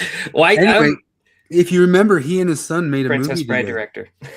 Yeah, Rob Reiner. There it is. Yeah. From Radio Free Mormon. If you remember, he and his son made a movie together, and that movie is about his son breaking out of the Utah County. Of a Utah County drug center type stuff. Yeah. And so Courtney Love claimed that Mormons and her Mormon handlers and different Mormon music producers were the ones who forced her to go, and her daughter to go to those camps where they got abused. I don't know if you've seen the stuff of like Paris Hilton, all those different people saying that they got abused in those centers. And then they took over their lives, almost kind of like trying to do conservatorships or whatever those things are called that they're doing on Britney Spears type stuff. That we all said free Britney, and then he was freed, and we were like, oh fuck, that was a bad idea. It's so bad that they were doing stuff like she was genuinely saying that like almost like all the Laurel Canyon stuff. Have you ever heard of like the Laurel Canyon was Jim Morrison and all these different people were actually CIA created hippie movements and all that stuff, that the Mormons helped create the entire hippie movement because they helped create that thing to make evangelicals look bad. And it was all these different Mormon managers who pushed out all that sort of stuff to psyop the public through the CIA and all this sorts of stuff. And Jiminy Christmas, it's so goofy. I liked their FM's comment up there. Playing playing 6 Degrees from Kevin Bacon may be fun, but it doesn't mean anything. That's good. That's really all she does. I actually, I think I might have told this story, but the what is it? Oh, my manager at the theater I worked for in high school for 2 years. She could do the 6 Degrees of Kevin Bacon with literally any 2 actors. It didn't have to be Kevin Bacon, and I couldn't stump her. Like, I got her to connect Taylor Swift to Jimmy Stewart, and it's just fucking nuts what she could do. Yeah. She's wild. Robbie Starbuck came out and like threw his hat into the ring about it was a pretty good episode. It was a new bombshell that's going to break this wide open. But the whole entire thing just kind of really sets into counting up the amount of people who would have to be in on it for Candace's stuff to be true. So he puts a number behind it, just kind of starts counting it up. How do you fucking like? How does she still try to pretend she isn't accusing Erica Kirk of being in on it? I think she just straight up pretty much does now, except she never accused anybody of anything. Just like in that episode, she said just something to think about. She never accused anybody of doing anything. She has a series called The Bride of Charlie, but anytime somebody says you're accusing his wife of being in on his murder, I didn't say that. All she does is make weird connections, say it sounds reminiscent, and loose connections of whatever, and insinuates, holds her eyebrows up and says, they think we're stupid. They think we're stupid. We're not stupid. They think we're stupid. Yeah, I think you're kind of stupid. I don't know. Yeah, it's pretty wild. This is something of her, like, you have been on a wild there's Candace Owens, 2009 to now. She was like a hip hop groupie. Pursuit of fame and fortune your entire life, and you have not stopped wanting to be in the spotlight. Every person you have dated has had some degree of fame, and you saw Charlie as your ticket to more fame. And then you finally got it. Finally, Erica. Finally for you. After decades of trying, you had made it into the spotlight and everybody loved you. Brand, merchandising, shirts, money, and fame. There was no substance in this article because there was no substance in you.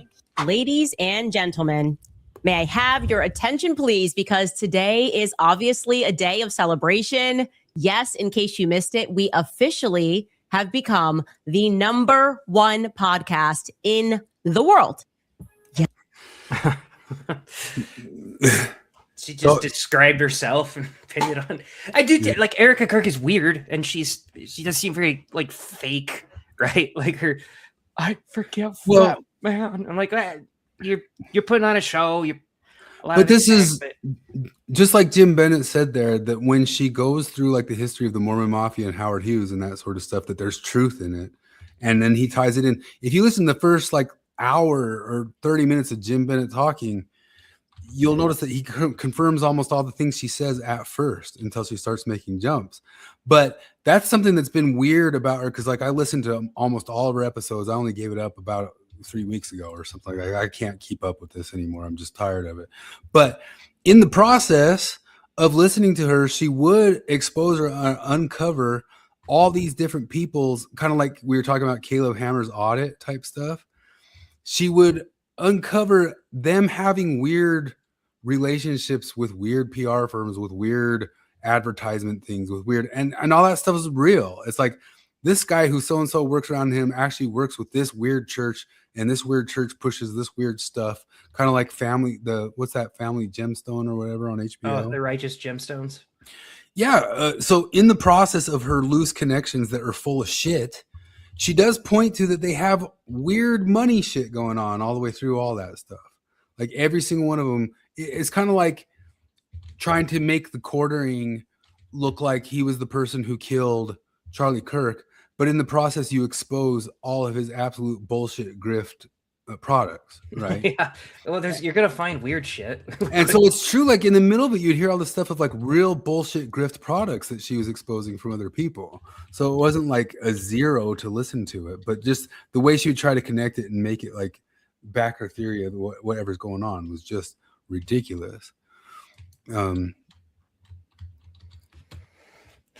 don't know. That's it on the. There was a plane that took off right before Charlie's assassination. Crazy, an That's Egyptian. wild. That's wild. There's probably like 6 of them in the area. I mean, it's like if Nick Fuentes is even going after, 8 shows last year saying Egyptian military aircraft were following Charlie Kirk around in dozens of locations, producing an unbelievable coincidence. Can you hear that?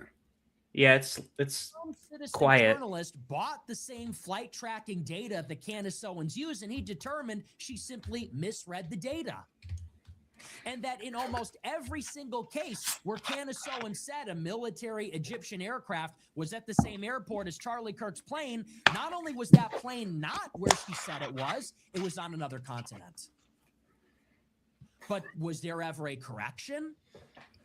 Candace Owens promised one. She said she was going to produce a website with an interactive data set where people could go on the website and look at where the Egyptian planes overlap with the turning point planes. It never happened. She never produced this interactive resource. As a matter of fact, she just simply never talked about it again. Never brought it up. She didn't admit she was wrong and issue a correction and say that was clearly a red herring, a false lead. The data was false. She also didn't produce this interactive resource which would prove that what she was saying was right. She simply stopped talking about it and moved on to something else. Where's the integrity in that? Where's the transparency? Where's the honesty? Where's the responsibility as a journalist to admit you were wrong? And by the way, that's not like that was one among other things. She said the Egyptian military planes are the key to everything. She said, I can feel it. She said, God told me that. She said, it's a God thing. God told me that the Egyptian military planes are the key to blowing this whole conspiracy wide open. She misread the data. It was wrong. She never produced the interactive resource. We never heard about it again.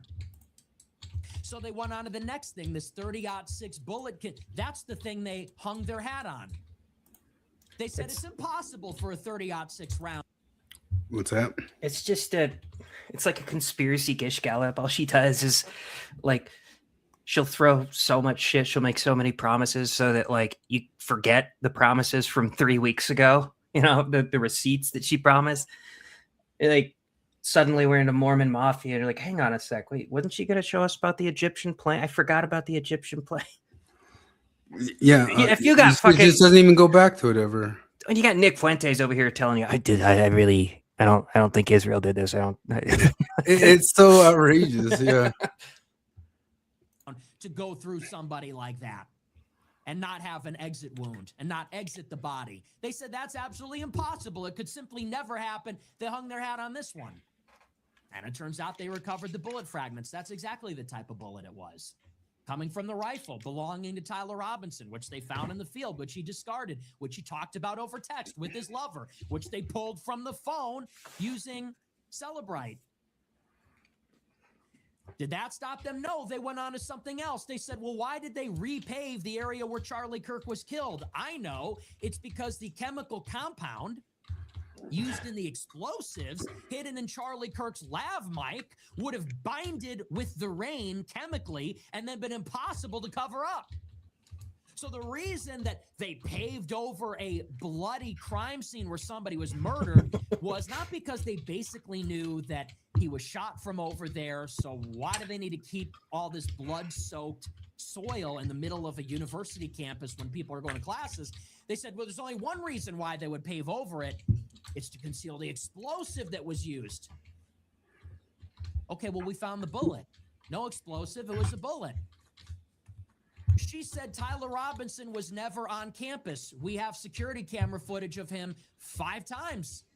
He visited the university 5 times leading up to it. She said he was never questioned. They interrogated him twice. The police did, and then the FBI did the day after.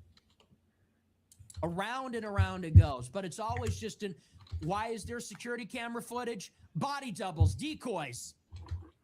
Why are there text messages? Well, why did they take pictures of them instead of download the data? Well, they did download the data. Well, the data's fake. The software that they used was invented in Israel.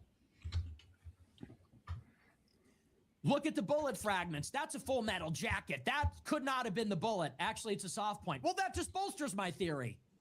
Does it? That's what Ian Carroll said. Yeah. Oh yeah, I remember you showed me that tweet. Yeah. That's one of the dumbest things that people do is when you argue back with them, they say thanks for proving my point.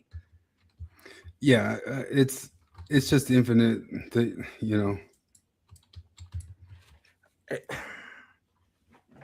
I want to see if I had like a little bit more gumption in me, not gumption, but like get up and go. I'd love to watch a bunch of Cara Burrell and sing, like get a montage of all the times that she's shat on conspiracy theorists, and then end it with a clip of her calling Tyler Robinson a patsy. Yeah, that'd be a pretty good edit to make altogether. Yeah. Anyway, should we talk about the Democratic Socialists of America? Holy Christ. Yeah, let's do it. We're not communists. I don't know. I read your thing. You talk about abolishing prisons and seizing the means of production. About a very important issue. We need more gays in government. All right, bro. I'm listening. Where is this going? Maybe we're about to hear an interesting argument about diversity of thought. Maybe merit? Maybe representation? Maybe policy? We need them. We need more gay people.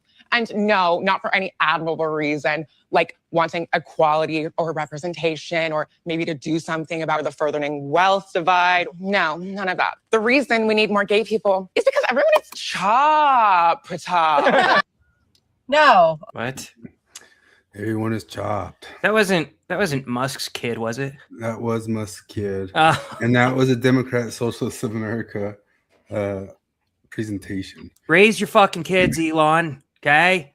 Quit spreading your seed around to insane bitches. Actually, I guess he didn't knock up Amber Heard. She was one I was thinking of, but Ooh, I wanted to hit on this before doing the whole platform of the Democrat America's. Clay, do you know who Clay Travis is? I don't think so. He's a sports commentator. He got a little bit into politics after this, but he was kind of just a normie sports commentator and got fired for saying this on CNN. It's not the nappy-headed one, is it? No, that was Don Imus. Okay. This is a long time ago. Who knows what year? I believe in only two things completely: the First Amendment and boobs. Boobs. Woman anchoring the show. Did you say? What did you say? BWOBS. I just want BWOBS. Boobs. Two things that have only never let me down in this entire country's history: the First Amendment and boobs. BOOZE. As in boobs. Boobs. Or BOOBS. Yeah. I just want to say that again. Boobs and the First Amendment, which is exactly what I said.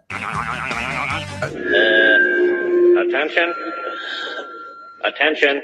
Okay, so look at that face. She's super upset, and because she later, just besides being upset on air, came out and like made like a screed about it and all that sort of stuff, and ended up getting fired for it, right?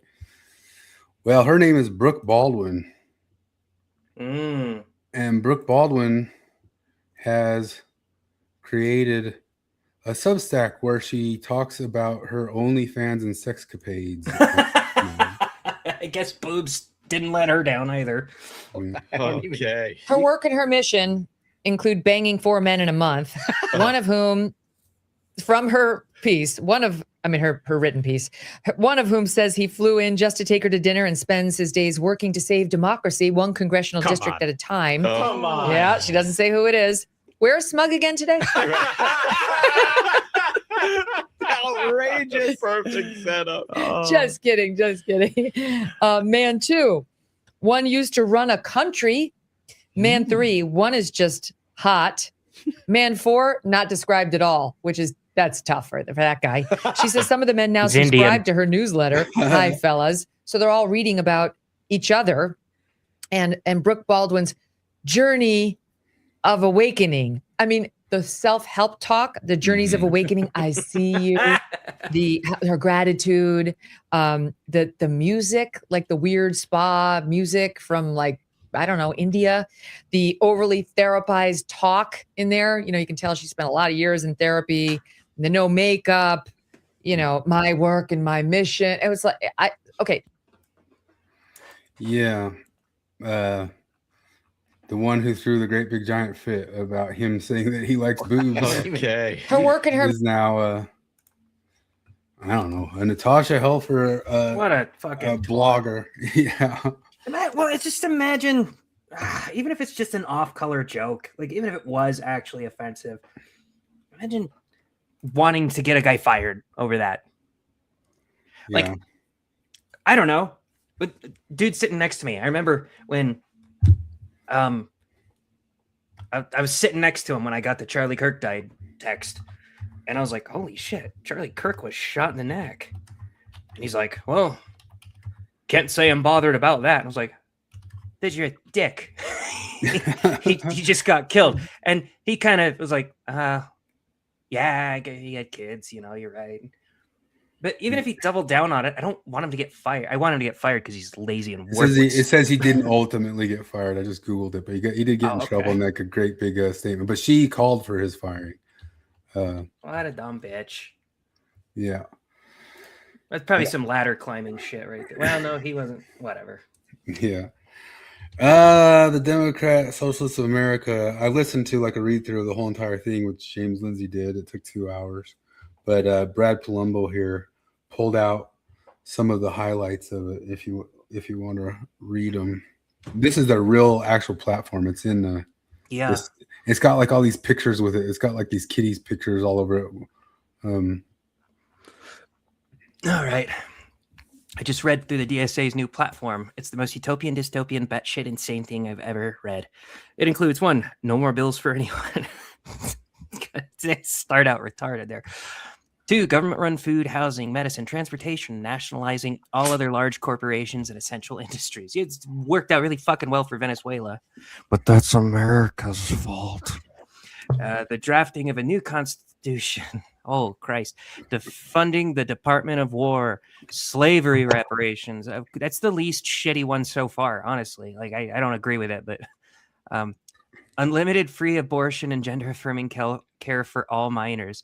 Have taxpayers pay off everyone's entire student debt and fund unlimited free higher education for all. Taking steps toward fully abolishing the police and prison system. Ending all deportations. Providing amnesty for all illegal immigrants and allowing unlimited migration to America. Abolish the presidency, Supreme Court, and Senate. I just, what do you think happens to us? We get rid of our fighting force. We get rid of our police. We get rid of the Department of War. What the fuck do you think China does? What the fuck do you think Russia? Hell, at that point, Iran could come get back at us for our bombing. You know, like, yeah, you have to be kidding me. And hang on, yeah, the least shitty one in that was legitimately slavery reparations. Like, so they had a Hasan Piker speak at another one of their things, and I saw, I think I had it on here, Jackson Washburn coming out and saying that he does not support, even though he has been full Democrat, as if he has any like mechanism to stop the thing, that he doesn't support Hasan Piker, you know. But Hasan came out wearing a oh Christ, Jackson. I don't view Hasan Piker as a serious thinker, a person of commendable character, an informed student of history, or someone who should be embraced as a political visionary. His public commentary is morally odious. He venerates detestable historical figures responsible for the deaths of millions.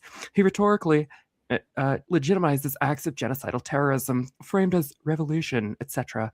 None of these should be looked past or excused by folks on the political left on the basis of his sizable social platform, popular reception among youth, or the degree to which he represents the current zeitgeist.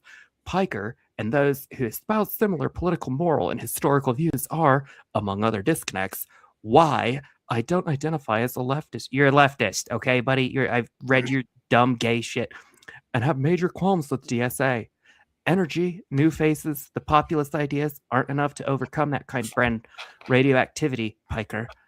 Piker, like other streamers, should be understood as entertainers as much as they may be political influencers or full-on grifters. Okay. Well, that was... You don't have any mechanism to block the thing out of the... Yeah. Here he is at... But no more to the Democrats just like Chairman Mao, who compromise, who conciliate, and who betray us. Such a cornball. I mean, I agree with Jackson that he is just a dipshit entertainer. Yeah, no, I thought Jackson was going to say something really fucking stupid, but I got stopped by a cop who thought I was like making fun of Mao Zedong, which I never would. Oh God, no, never will. Mao Zedong is a one of the great leaders of this world. Okay, a man who changed the entire universe, the entire planet.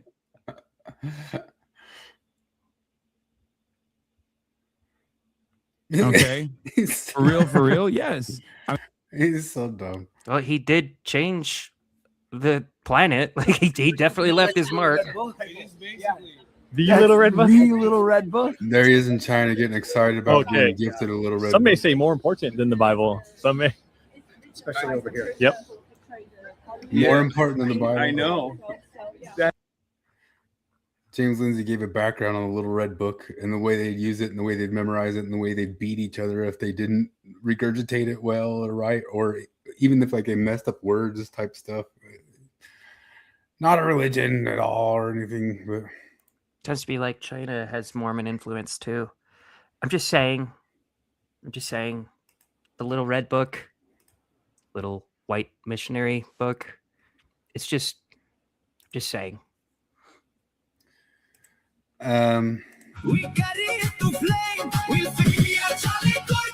We got it to flame. We'll fix for to gospel. We'll honor his name. We are Charlie Court. His good is our own. To get to run broken, we'll make heaven known. We are Charlie Court. His good is I okay. Violence and all that stuff. We don't preach violence. I would atomic wedgie this guy. Oh yeah. I would break my violence code to give him an atomic wedgie and hang him over a basketball hoop from that wedgie. He's just so on the nose, comically evil. Yeah. Like everything he loves. He knew Charlie Kirk, like he knew him personally. What was up with his he recently framed the 9/12/2001 newspaper clipping? Oh yeah, he did. What was that about? He was just saying, finally framing it. He's excited about it. I remember I read about it, but I didn't get like the whole details. But it was like framing it as if it was like a great day in history.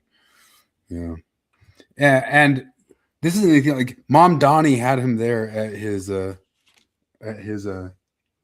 coronation or whatever you call it when he got selected at the party and all that sorts of stuff. Had him speaking for him at the thing. So. Now they're arguing about gays. It looks like Starbase is having fun arguing. I don't want to like get in the middle of that, but at the same time, you know, there's a lot of gays that were abused, though. Heck, I can't get to my mouse. My dog is pushing my elbow up. Heck, is his internal clock off or something? He's not supposed to do that for another hour. He's jumping early, but it's because it was so hot earlier. I couldn't walk as much as I do before. Wow. So, dude, has it been balls hot? I mean, it has. It is so everywhere. hot. I can't. I mean, we normally. Dude, this last week sucked so much ass because most of what I'm doing is outside, and even when I'm not needed and I'm like waiting to be needed, most of the time I'm in an unair conditioned, like, so it's just as hot inside as out, except you don't have the sun. So I'm just like covered in sweat all day, every day, most of the time this week. I got sweatier than I've ever been because I'll tell you what, Tyvek lab coats do not breathe at all. And yes. I stood in the sun in a Tyvek lab coat and latex gloves that were taped to my wrists, and I sweat less doing the Stairmaster. Not that I do it often, but the times in my life that I've done it. Yeah, my work being up in the mountain, I have a really high ceiling and it's cold up there, and almost like 11 months out of the year, I'm so cold I kind of got to be like in a sweatshirt. And then all of a sudden, like 1 month, just like these days, it can't get cool. Like the same thing that causes it to not be able to get warm, like it cannot cool off in there. Like I don't care like how many fans I put into it, it won't cool off. So I've been suffering through that. And then the dog, I normally have to wait until it's dark to walk him. On Thursdays for this, like walk him a little bit before to try to wear him out so that he'll not act like this. And then walk him after. I couldn't walk very much because it was just too hot out there. It's been bad. Yeah. I don't know. Democrats, Socialists of America, is it even worth covering them that much? We have this. Oh, this is the type of stuff that I like from old communists: lazy, broke, cringe, smelly, entitled, narcissist. Modern communists: lazy, broke, cringe, smelly, entitled, narcissist, gay. I didn't bring this sort of thing up before, but like the way that they lie about stuff. I was like seeing this thing this week about like mostly false, all mostly false claims about something that's 100% true type stuff. In early 2022, the Biden administration endeavored to advance racial equity by distributing crack pipes to drug users. Mostly false.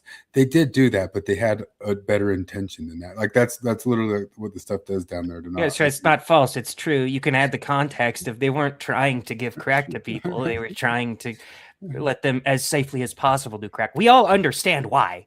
It's not like we think they're like, let's just give them crack. We understand the argument for like safe injection point. I understand the argument. They always say stuff like I think we brought this one up before too, but this is a famous one. Like, no, the Communist Party of Peru did not boil children alive. I've seen nothing like this written anywhere. They did apparently use scalding water as a method of execution, along with stone and machetes. They did also engage in the act of killing infants, elderly people, and pregnant women at the village of Lucanamarca in 1883. That act was, it's so dumb. It's so dumb that stuff. I mean, you saw like Bill Maher said that he will go full Republican because he's sick and tired of these DSAs, which that guy with all the TDS he had in the world. And he said he would vote Vance. He said he'd vote Vance. If one of the... Yeah. And I don't even like Vance that much, but I mean, I'd vote him over any of the DSA candidates. Yeah. For my final wish, I wish to be a woman. Done. Nothing happened. Correct. Trans women are women. I'm validating you, bitch. I thought these were kind of bangers by the Babylon Bee, but they're just kind of general stuff. Man just doesn't understand why God, who is infinitely wiser than he, would have a different opinion from him. Have you ever noticed like that's kind of like one of the atheist arguments, or people who like leave religion and you're always like, that's just a bad argument. Like you could be an atheist or whatever, but you're saying like, I can't believe God doesn't have my morality. Like, so they usually just try to spin it to where God does have their morality. Yeah.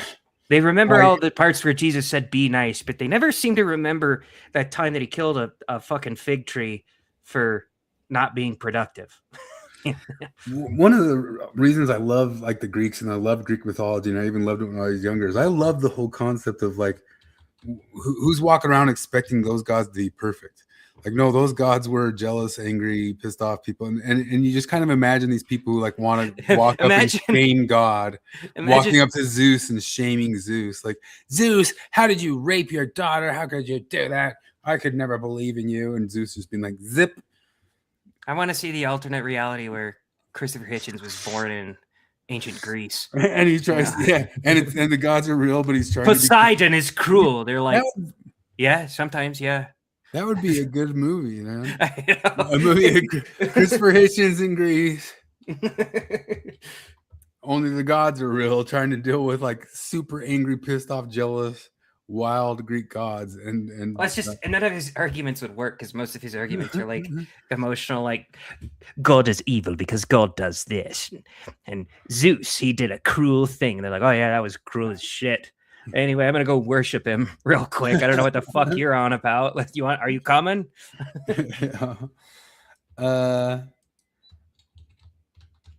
Experts reminding your wife the Bible should the Bible says she should submit leads to the happiest of marriages. This is what we've been saying. Man becomes missionary to remote African village so he doesn't have to share gospel with coworker Brad. I felt that sense as a Mormon. Did you feel that sense? Hell like, yeah. Are you kidding me? I would way rather go knock 1,000 Brazilian doors trying to teach him about a different Jesus than talk to one person I know personally. Yeah. God will never give you more than you can handle in life, says man unfamiliar with God or life. No rape. We Don't haven't. rape everybody, Yeah, we don't haven't rape. condemned rape for a little while. So I feel like maybe these people think we have a pro-rape stance, but we still maintain our anti-rape stance. Just so you know, it's bad. We hadn't ever thought about it until the Denver Police Department. I don't know why they don't just teach men not to rape. You know, why don't they just do that? Then it would stop happening. Oh man, you got it. Yeah. Let's go to Brandon Gill. Did you see Brandon Gill this week? I don't think so. He was on fire. This is my favorite. Like I said, this is Risto energy. This is how Risto talks to people. I saw you talking about it, but I've had a lot less time this week to actually look at stuff. When he interrogates people on the stand, it's just like the stuff that I wish. The American Bar Association claims their website that all of us have implicit biases. According to the ABA's website, quote, all of us have implicit biases. Would you agree with that statement? The ABA believes that diversity, equity, and inclusion improves the Would you agree with the statement that, quote, all of us have implicit biases from the ABA's website? The ABA believes that diversity in all of Is its that a realms yes? is Can I important. take that? It's a yes or no question. Do you believe that all of us have implicit biases, as your website says? The ABA looks to remove barriers, and we examine. That's not my question, ma'am. Do you believe that all of us have implicit biases?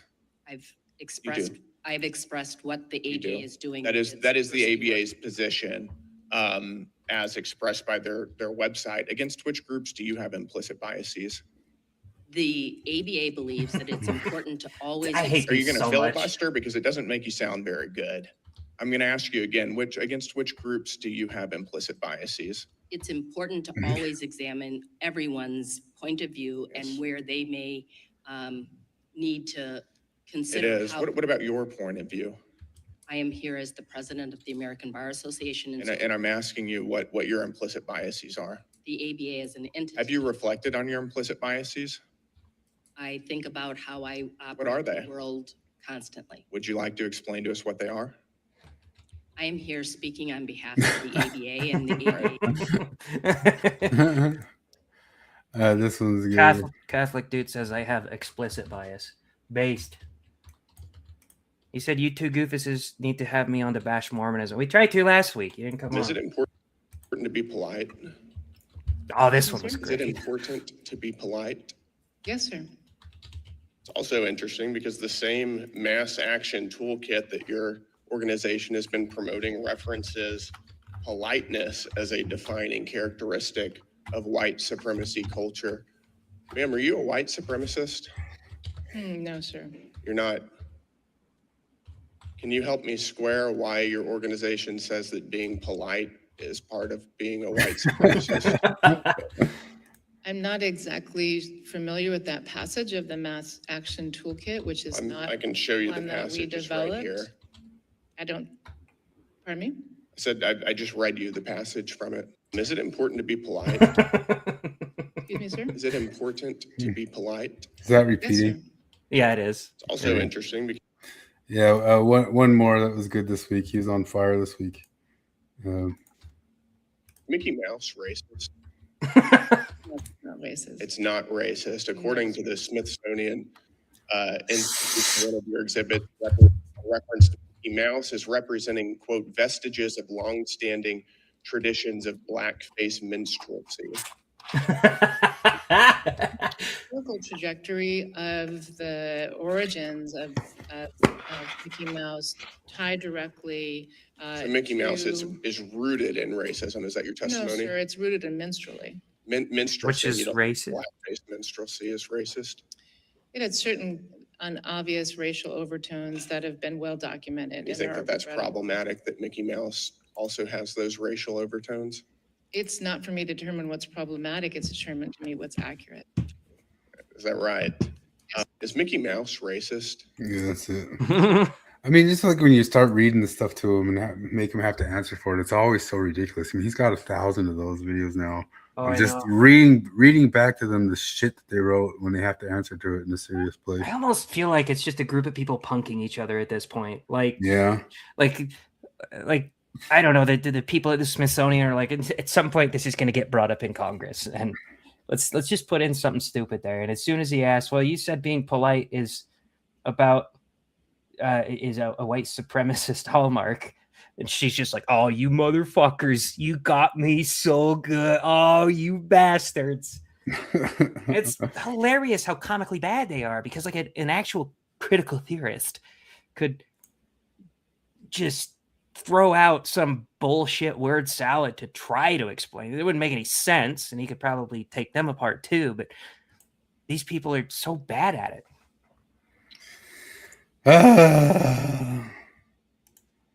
Said Salt Lake City's like one of those places where I just feel like they're all hiding something. I don't know how to explain it. It's like, you guys, you all know the big secret, but you're not telling anyone. Whatever that secret may be. That's the vibe I always get in Salt Lake City. I always said Salt Lake City's one of those places where... Do you think it feels like that around here? I don't know. I guess I'm in on the secret since I was raised Mormon. Yeah. I don't know what it is. It's actually not... It's not secret. It's sacred. I got a Natasha Helfer. I remember thinking I was so cool when I was a recent angry ex-Mormon for in a song writing the lyric. I can't even remember what the surrounding context was, but the lyric was sacred combinations. I was like, yeah, got him. I tore up all of the music I wrote and threw it away like right after leaving Mormon. It was fucking bad. It would have made Tyler Glenn's shit look like Mozart, man. I'm so glad. You're being serious about that? I thought you were cracking a joke on it. No, I had some shit music. You were seriously dropping. Oh yeah, angry lyrics. What was it? I can't enjoy a cheap cigarette, but my king can fuck a child, or something like that. Wow. I thought I was so fucking deep. Oh God, why did I admit this? I wasn't a loud leaver, Starbase. That's the thing. Starbase said, "I'm forever thankful I wasn't a loud leaver." I wasn't actually loud. This was all stuff I didn't really show anyone for the most part. I thought it was so cool though. Yeah, edgy and badass. God's the bad guy. But yeah, I'm very grateful. I didn't do like I'm leaving the Mormon Church Facebook post or anything, because who cares? No, I never did any of that either. I in fact wanted to keep it quiet from everybody. I didn't want to go tell anybody until they dragged it out of me. Well, yeah, and in real life, the few people that asked me about it, I was really cordial. I was like, I don't know, one of my bosses asked me, because we're, pretty good friends, and he was like, I gotta ask, like, what's your deal with the church? And I was like, it's just not really for me. Yeah, I didn't. He's like, what do you mean it's not for you? He's like, okay, I mean, I don't believe in it. I'm not gonna shit on it. I'm not gonna go on about why I don't think it's true. It works for you. You like it. Keep going, Even when I was in my angry phase, that's how I talk to people. Starbase said, didn't remove my records. Yeah, I didn't remove my records either. The thing is, like, I did it, and it was just, I was listening to some stuff, and it was actually so freaking easy. People say it's like all hard. I just Googled the thing and I sent it in, and it was just on like some random day. And it was, I think it was after some sort of DeLynn stuff. It was when he was getting excommunicated and Kate Kelly were. And I was like, oh, well, if they're, and I don't think I was like a hardcore watcher of DeLynn at that time. And what I knew about him was he was the guy saying, hey, you should stay even though you don't believe some of this stuff. And so I read it as like, oh, you guys are booting out the guy who says you can stay even though you don't believe some stuff. I guess you're also saying I don't belong here. And I sent it away. And then later, as I got to know like more of the sort of stuff, I was like, that was dumb. But it was easy. It was like quick. People say it's hard and difficult. It was just I typed up. There's like some website where they have a stock letter. I copied and pasted. I sent it in, and it just happened. Mark Nagel he's a lawyer. He has a website where he does those for free. Now you got to get it notarized, I guess. I don't know. Really? Maybe, yep. Maybe they didn't remove it from me. Maybe I did it too quick, and I just assumed that it was done. No, back then it was definitely done. It's been in the last like 5 years or so. They make you notarize it, and I have a feeling there were some shitty ex-Mormons that like put in resignations on behalf of family members or something like that. But I don't know. That's my sneaking suspicion. I had watched a shit ton of John Dehlin, so when I saw that he was getting excommunicated, I'd watched a lot of them, but not enough to like get deep. But I still thought he was just kind of the guy saying, "Go ahead and stay Mormon," and you know. Yeah, and honestly, I will say another cringy, recent ex-Mormon thing for me back then is one of the big reasons I didn't remove my records is like I'm going to be a badass and get excommunicated. Oh, you want to do that whole thing? Yeah, I'd way rather get excommunicated than. I for sure didn't want that.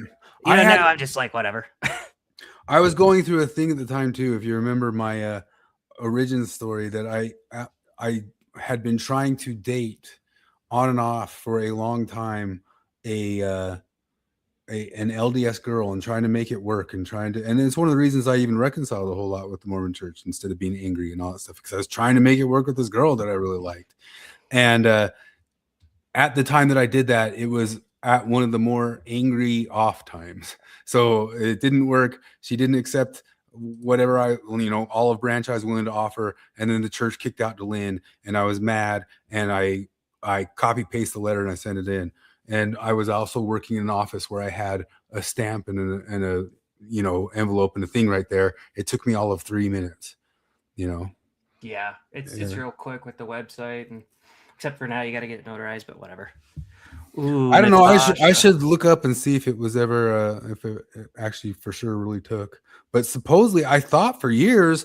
I actually got debunked here on the show. I thought for years somebody showed up in my house saying that they'd been removed because I thought that was the story that had happened. I wasn't there. It was like my girlfriend and Flip. And then he says, "That's not how I remember it." I'm like, "Really? That's how you guys told me?" And I heard you tell that story a bunch, and that I swore Flip was here. So it was... Yeah, he was here the other times I said it too. And I swear that I'm regurgitating the story as they told it to me back then. And then now Flip says that's not how he remembers it. I'm like, well, maybe I'm wrong. Maybe I've been living a lie. I think Flip is gaslighting you, because if I have to recall an event where Flip was there, I'm gonna trust his recollection over mine. Yeah, probably me too. But I also have like a bad memory because I think the guy came over multiple times, never found me, just found the other people that I had around there, and he would overly talk to them. So it might have been a different time, and he only said it to my girlfriend. I don't know. I should ask her. I could ask her. I'm still friendly with her. Why I'm done saying ethical non-monogamy. Did you read on it? Marriage shaped the way we think.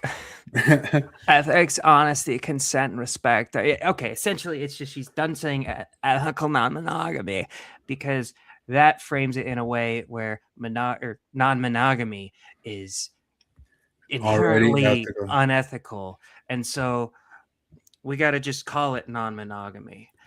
Like, yeah, it's... I don't know. Let's think back to most of the ways that non-monogamy has been practiced, and let's see if you would call them ethical, Natasha.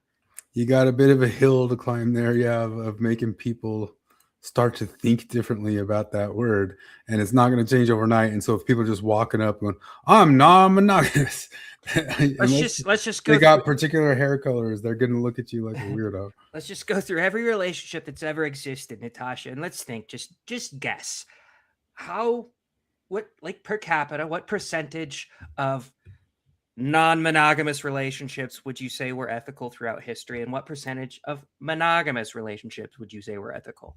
And I'd say your version of ethical monogamy would be a lot different than mine, but still, even with your shit definition, I think you'd come away from it saying, well, there's been a lot more ethically monogamous people than the other way around, which is difficult because there's inherently more people in the ethical non-monogamy section. Yeah.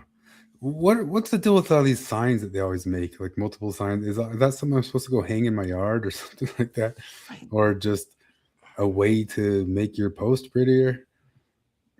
Oh, what's this? Flip Johnson. I didn't even see that. Papering over BS with more BS. What did she say? Wait, what's the reply? I want to see. Is the BS in the room with us? Yeah, wait, I think Flip replied. Hit the two. Why Oh, doesn't it there's show way all of more. them when you... No, it's in the post. That's obvious. Are you okay? All the euphemistic assumption-laden wording, which euphemism and assumption do you take issue with? It's not my job to educate. There you go. Sounds like you haven't fully thought through what is actually BS euphemism and assumption versus your own biased narratives. Makes sense. I'm not offended. You're sure making a lot of really stupid and fake assumptions. It's almost as if you're offended and you can't articulate why. What is cognitive dissonance and why do you have it right now? You want to know one of the dumbest things about me? This is one of the dumbest things about my brain. It's that it's obvious that, like, I can tell when somebody's stupid when I talk to them in person. I can tell pretty quickly when somebody's stupid. Most people can. Sometimes you're wrong about that judgment.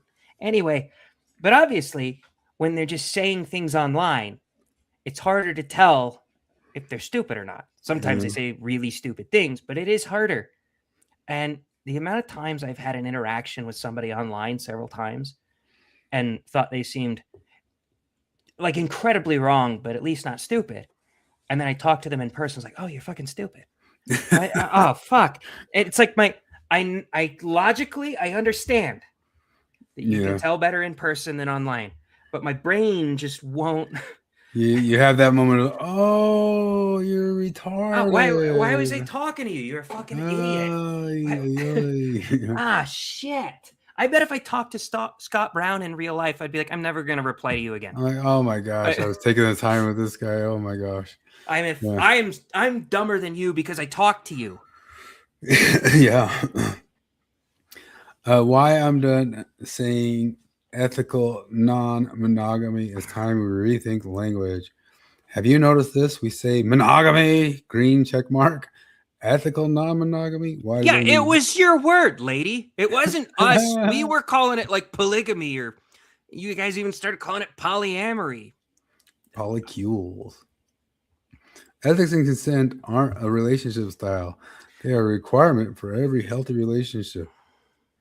How many times on the euphemism treadmill was the previous euphemism that we now hate developed by the people that currently hate it? You can't get a new euphemism until that one's bad too. Yeah, but like how they're going to say something like the word "non" has a negative connotation to it, so we need a new word for that. Yeah, but I'm saying like it's funny. The euphemism treadmill is a funny concept and it's real. I get that, but also, how many times was the current euphemism that is being complained about created by the person now complaining about it? Like back when it was okay. Because Natasha's the kind of person that's the reason for ethical non-monogamy being a term. It wasn't us. It wasn't people that think this is just being a slut. So the same one that popularized it is now the same one. Yeah, she's gonna do putting this it on the treadmill. Yeah, that's funny. That's true. I wonder how many times in history did they stick around long enough to be the one to complain about? Yeah, the people who say we can't say retarded anymore are probably the ones that put retarded in the first place, because all retarded means is slow. It doesn't mean dumb. It just it was the polite word at that time until people used it in the way long enough that it became the mean word. And now they need a new polite word that if you give it another 20, 30 years, if it really took hold, would mean the mean word. Monogamy isn't automatically ethical. Well, no shit, you dumb fuck. Why do you... Oh, my God. I will say, monogamy is automatically more ethical than polygamy. I believe that. Monogamy isn't automatically ethical. Non-monogamy isn't automatically unethical. People can lie, cheat, manipulate, and abuse in either structure. The structures are the problem. The behavior is. You are correct. Why did you come up with this term, then?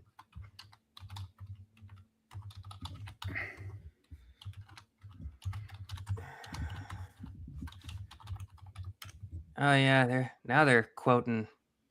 Now they're arguing about the Book of Mormon.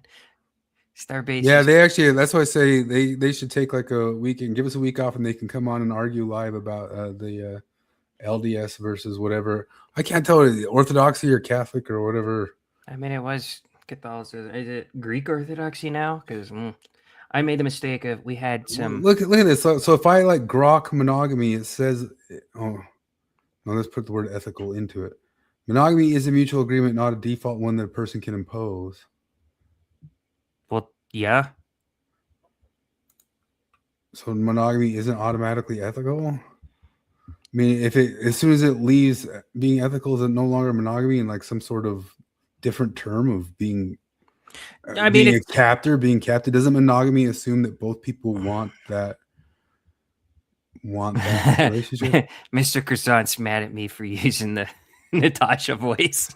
I'm mad at me too. Okay, you know what? We were watching the documentary on the way to Utah a couple weeks ago. We were watching the documentary about Jody Hildebrand, and so I'm driving. So obviously, I'm not watching. I'm just hearing it on the phone, and I hear it get to Natasha, and Morgan is about to warn me that it's Natasha, but I immediately just go, "Oh, fucking God!" And she's like, "You recognize, huh?" Of course, I recognize. Yeah. Did you know we were looking up? I don't remember if we were saying on here or not, but my older brother speaks Finnish, and I confirmed this with him.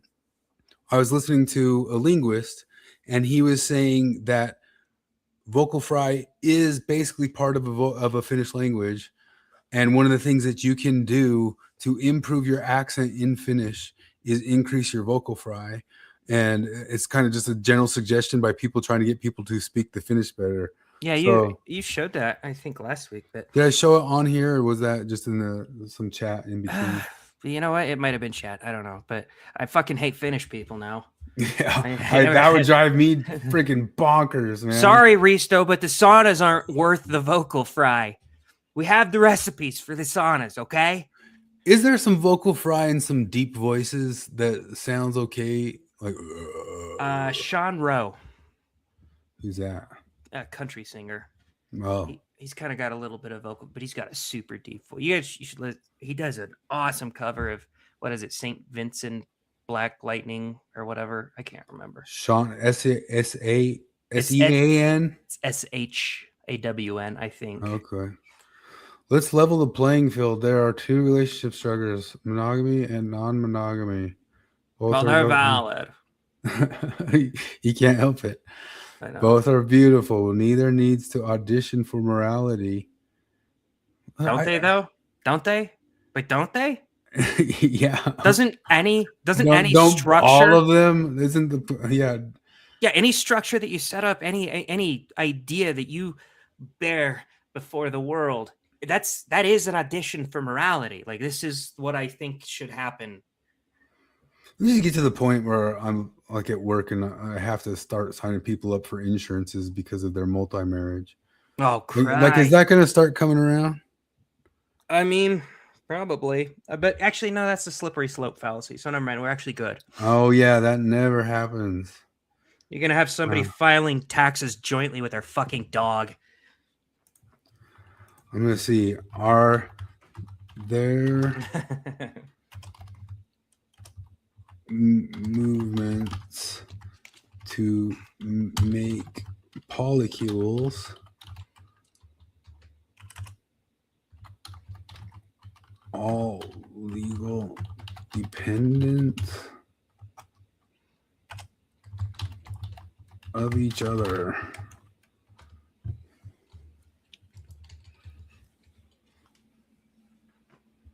Democrat Socialists of America. No, I'm just kidding. I wouldn't be surprised. I'm waiting. You said that, and I immediately believed it.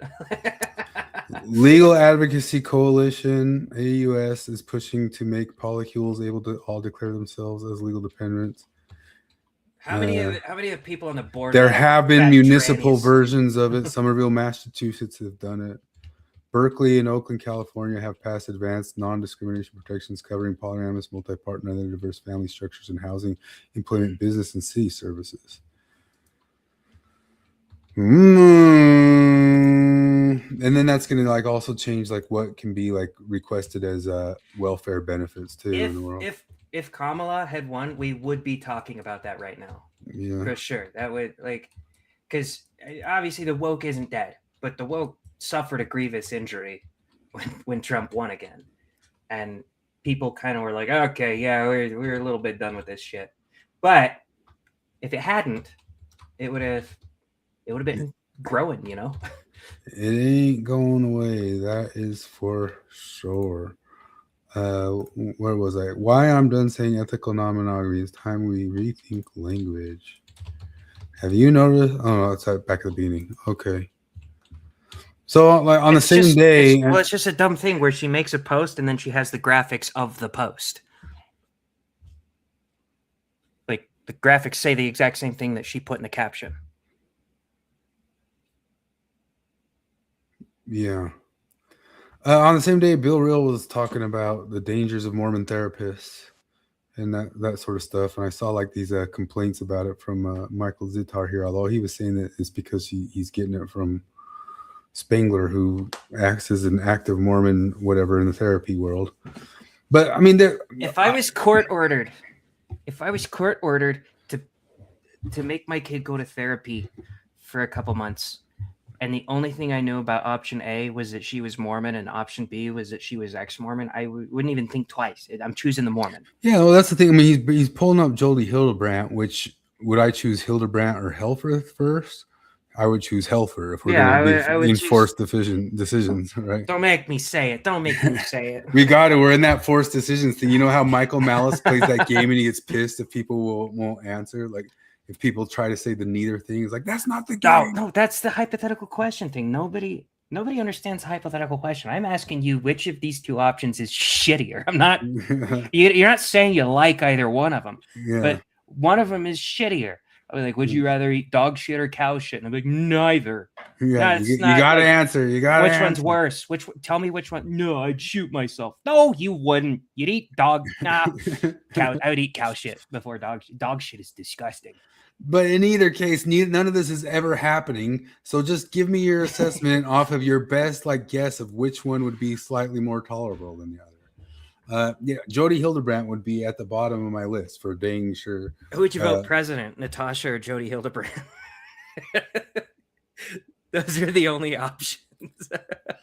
See, stuff always changes when you're talking at the personal level. I know. At the national level, interpersonal level, but messaging level, like that they give in public. I don't know. I mean, Hildebrandt seemed to be saying some crazy stuff, but I mean, they say this and they talk about like what the concepts are of, ethics and evidence-based treatments and client well-being, as if that is solved at all in this world in any way, shape, or form.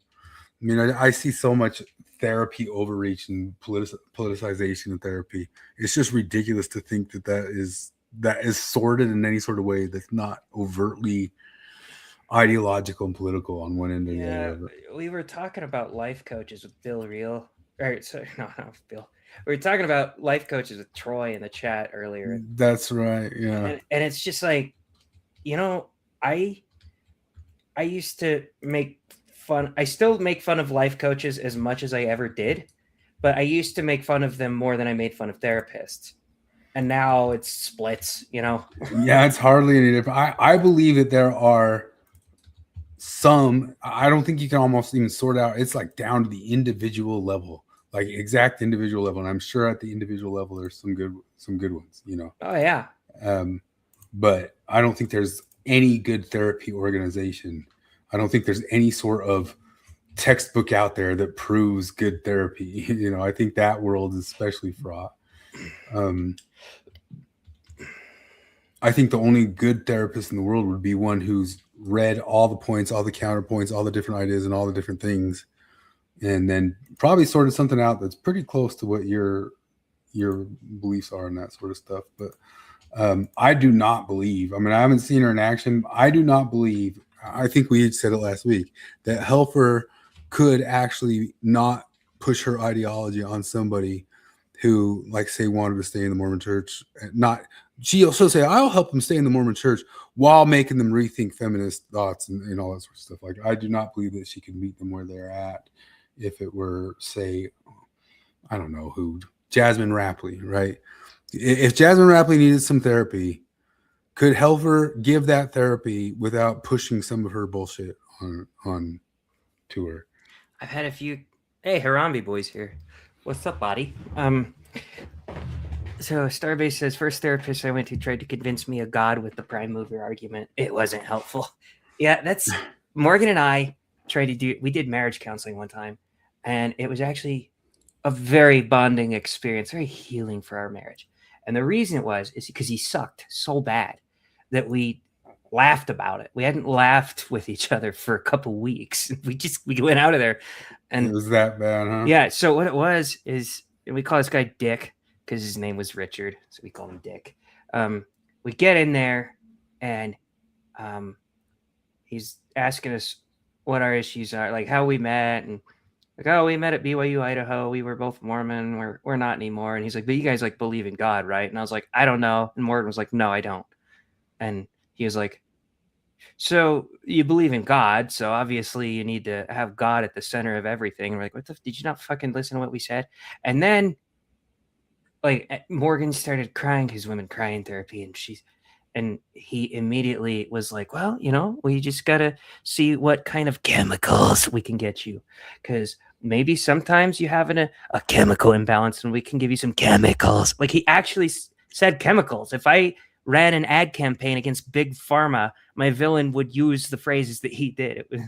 And I'd have to ask her. I can't remember all the ways he was terrible, but he was terrible. We came out in the car, and I was worried she'd want to go see him again. And I was like, so you want to go to him again next week? And she's like, that dude fucking sucked. Oh, thank God. Oh, thank God. Yeah, he sucked. And then we laughed and made out. Oh, I like, and Bill Realhair is a life coach now too. I looked it up because I remember the term. I even almost kind of wanted to name the stream this, but Troy was calling it rent a friends. And it's really just people kind of looking for a friend and other people willing to charge people for that. and it is totally rent a friend world. It's part of our world of rent everything and own nothing, including your friends. You'll get them on a subscription service. Like, you got to have the subscription service to really be my friend. You can't pay month by month. I mean, we got to be a honest thing going. I bet we would take off as a podcast if we had a Melanie Mack on here. Just some chick on wow. Yay. Yeah. Funny. It would boost stuff if there was like a hot chick just sitting there cheering. I mean, think of like Howard Stern had Robin, and there's always got to be like some chick there like saying that sort of stuff. Does she ever say anything? I haven't listened enough to her streams. I've just listened to stuff they do, but she really only ever says that stuff. Yeah. Wow. That's great. I actually feel bad for what her job is. Oh, I know. Like, she supposedly makes like $500 a stream, but she's just got to sit there and listen to that. Yeah. And do that. Like, I couldn't do that. I would burn out in a week. It's got to be soul crushing for sure. Like, I don't care how much money that is. I couldn't do that for an hour every single, Oh yeah, Mr. Croissant. There's a dude in LA who is a people walker. People hire him to go on walks with them where they get out and blabber for an hour. No, that's not even shocking to me. I remember like 10 years ago seeing these women who were cuddlers, and it was basically like a prostitute that you don't bang. You just pay for a certain amount of time. She just cuddles you. And I was like, that's the fucking saddest thing I've ever heard. I'm not even clowning on these guys that do it. That makes me so fucking sad. That is a market right now. Go to a bar. That's so crazy, man. Here, listen to. Did you hear what? Did you hear what Candace Owens just said to Tucker Carlson? No.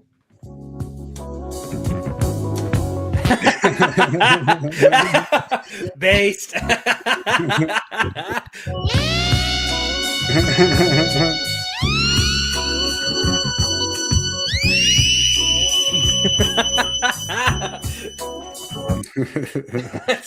That's fucking awesome. All right, you want a new workout thing for you and Morgan? Have you guys been doing working out, getting into that stuff? You guys been? I got a new workout. You guys are gonna get on this plan. Are you ready for this? Do I look like I've been working? Yeah, I don't. you always like talk about like I'll dump you. I don't think you look bad, but this is gonna get you in. Like you're in now. All right, show me. Is it humping? I'll do that. Okay. Whatever the fuck I'm going through right now, I'ma just let you hosts know, bitch. When I get about this motherfucking shit I'm going through right now, bitch, I'm not letting no hoe breathe around me. I promise you, bitch. You hoes had enough time to get yourself together, bitch. When it's time for me to step out my isolation, bitch, I'm stepping on you hoes next. You bitches cannot breathe around me, bitch. It's no humble shit. Get that shit out the fucking window, bitch. I'm stepping on you hoes next, and I'm coming for everything, bitch. I'm coming for everything, ho. You bitches got me fucked up in this hoe, bitch. I'm literally getting dressed in this hoe. Bitch, I'm mad. Bitch, I'm pissed off, bitch. Fuck everybody who did anything. Bitch, I'm coming. Bitch, I'm coming. I'm coming for you, bitch. And you hoes think, y'all can think whatever the fuck y'all want to think, but just let you know, bitch, it's a whole different type of bitch that's coming, bitch. I'm stepping, bitch. It's too much shade for you, bitch. If I shine too much motherfucking bright for you hoes, get the fuck out my fucking way, bitch. You ain't supposed to be in my energy. You hoes can't sit with me. And you hoes know you couldn't sit with me. That's why y'all trying to do everything to bring a bitch fucking down. You know what? A bitch is down. But you know a bitch don't stay down for long. When I come about this isolation, bitch, you hoes cannot breathe. I can already dig y'all motherfucking graves, ho. I'm not playing. I'm coming for everything. I'll give so she didn't get the last hoe, but I saw her miss one too. Yeah. Well, she missed one, but she also did an extra one because the chick said hole. Oh, that's true. She thought she said hoe, and I don't blame her. It's workout bingo for ratchet black retards. So are y'all ready to start doing it? You in the program? And I'll say that the husband, that was very gentlemanly of him to choose the word bitch, because they definitely are going to say bitch more than they say hoe.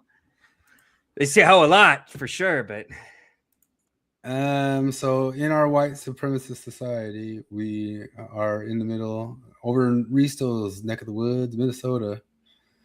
We are having the court date because a girl said the word in a park. They were very mean words, though. Yeah. White supremacy, man. Look at this. Christopher just sent something that his ex-Twitter thing has the Mormon Mafia is trending on Twitter. Let me see if I can find the trending thing here.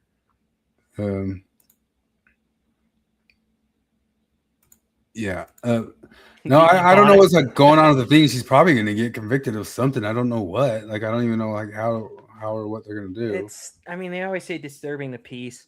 There was that whole thing with the preachers that were protesting some lefty event, and the lady cop charged them with disturbing the peace or something. And is that what it was?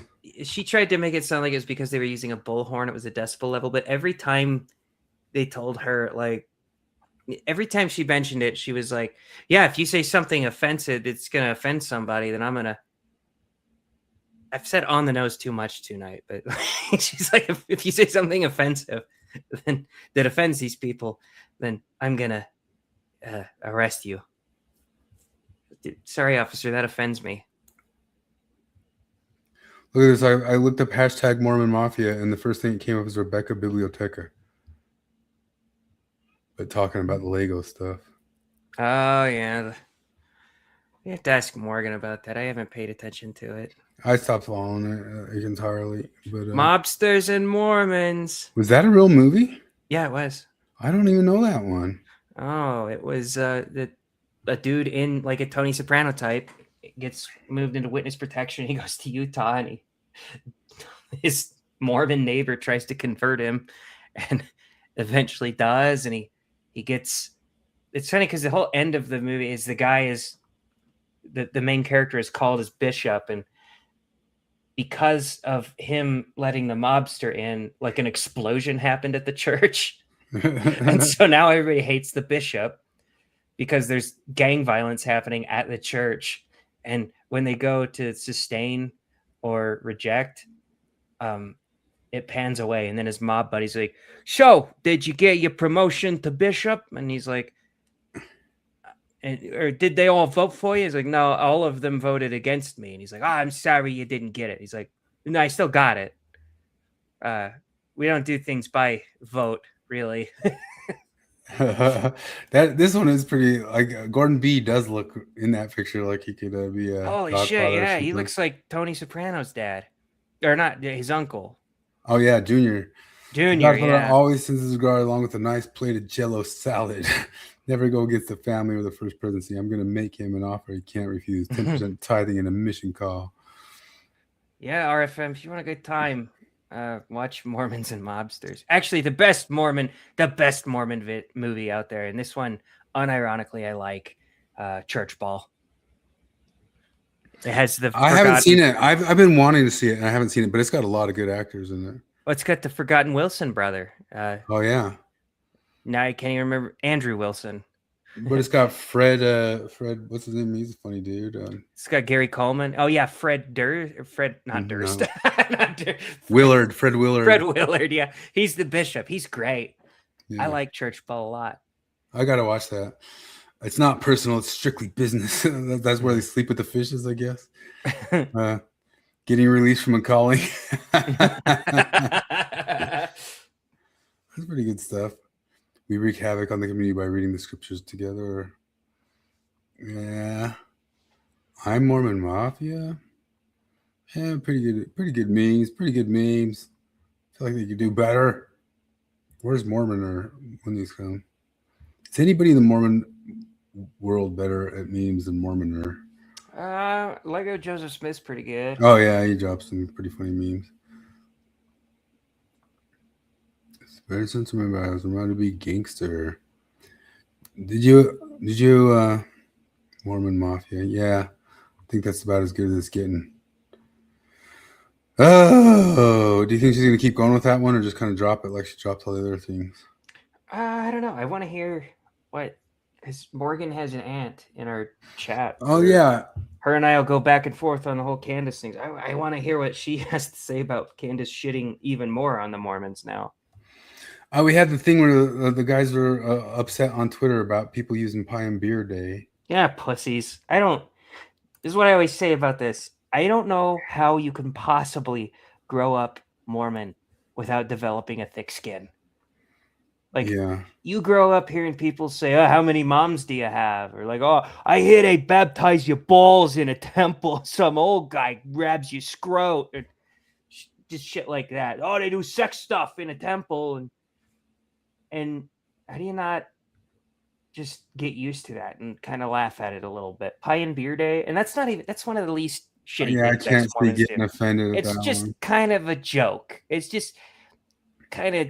It's honestly one that they could be ecumenical about and like get together and like, well, you do Pioneer Day, I'll do Pie and Beer Day. We'll hang out together and see some fireworks. Although I don't think that happens anymore. Our fireworks just gone. I didn't know that Utah was so big into Pioneer Day when I was growing up. Because I was just as big as the 4th of July. I know Idaho is not. I always assumed Idaho and Utah are basically like Southern Idaho and Utah are basically the same, but nope. I'm trying to find that Twitter thing. Oh, this one here was an interesting one too that you sent. Maybe just end on this thing because many of you aren't going to be happy about what I have to say, but I'm saying it anyway. The Cultural Church of Jesus Christ of Latter-day Saints is dead, and it's being buried by the First Presidency and Quorum of the 12, and it's not coming back. The vestiges of it are an undead zombie being kept animated by the whining of members longing for the past that is never returning, and it's only going to get worse. Anyone still clinging to the dead cultural trappings of the former way of doing things is going to die spiritually with it. Yeah, you're right. You're right, and it's not a good thing. Yeah. Oh, I didn't even realize. No, he's got a whole thread. Is there anything? I honestly. Oh, look, there's people pushing back on it. I should read the whole entire thing. I think, and he's complaining about Pie and Beer Day. Yeah. Well, I should just maybe read the whole entire thread, but that's not a good thing. It's always been a bad thing of the dumping the good parts of that culture, you know. No, I'm gonna read that whole entire thing later, but I'm hitting a wall of where I gotta go walk the dog who's already spazzy and freaking out. And, but you know, every single time we do it, we get right to the point where these guys get debate in the chat. We should set up a three-way debate of Risto, Goofus Sayer. I mean, I can't think of any. This guy just says Goofus a lot. He does say that's kind of his only thing. So I'm just gonna call Goofus from now on. I will say, Goofus, you did participate. Yeah, we'll just go with Goofus because I can't keep up with the Catholic and Orthodoxy changes or anything like that. Your participation today was a lot better, even though you're just yeah, you didn't. Although you got really close to getting banned, but I'll only ban if it gets to spammy uselessness. If you're staying on sort of subject somehow, some way, I won't do it. I think you banned a couple of porn bots. There are some porn bots, and then there's just been a couple mutings when it's just somebody spamming a thing and not adding or saying anything. So let him get it out of his system. Yeah, probably. We tried to last week. We put the link in, but then Ryan came on and we had a good talk about He-Man. Oh, that's right. We did put a link on, and then we talked. Well, He-Man was a better discussion anyway. I need to finish the He-Man, and I'm going to watch the He-Man again when I can watch it straight through one time when I don't have to go to bed. But I'm going to have to get running because I got extra walking to do because it was too hot earlier. So I can't die too long tonight. But well, let's stop diddle-daddling, everybody. Yeah, thanks for hanging out. He's already staring me down, ready to go. So I hear him. All right, we'll see you. All right, later.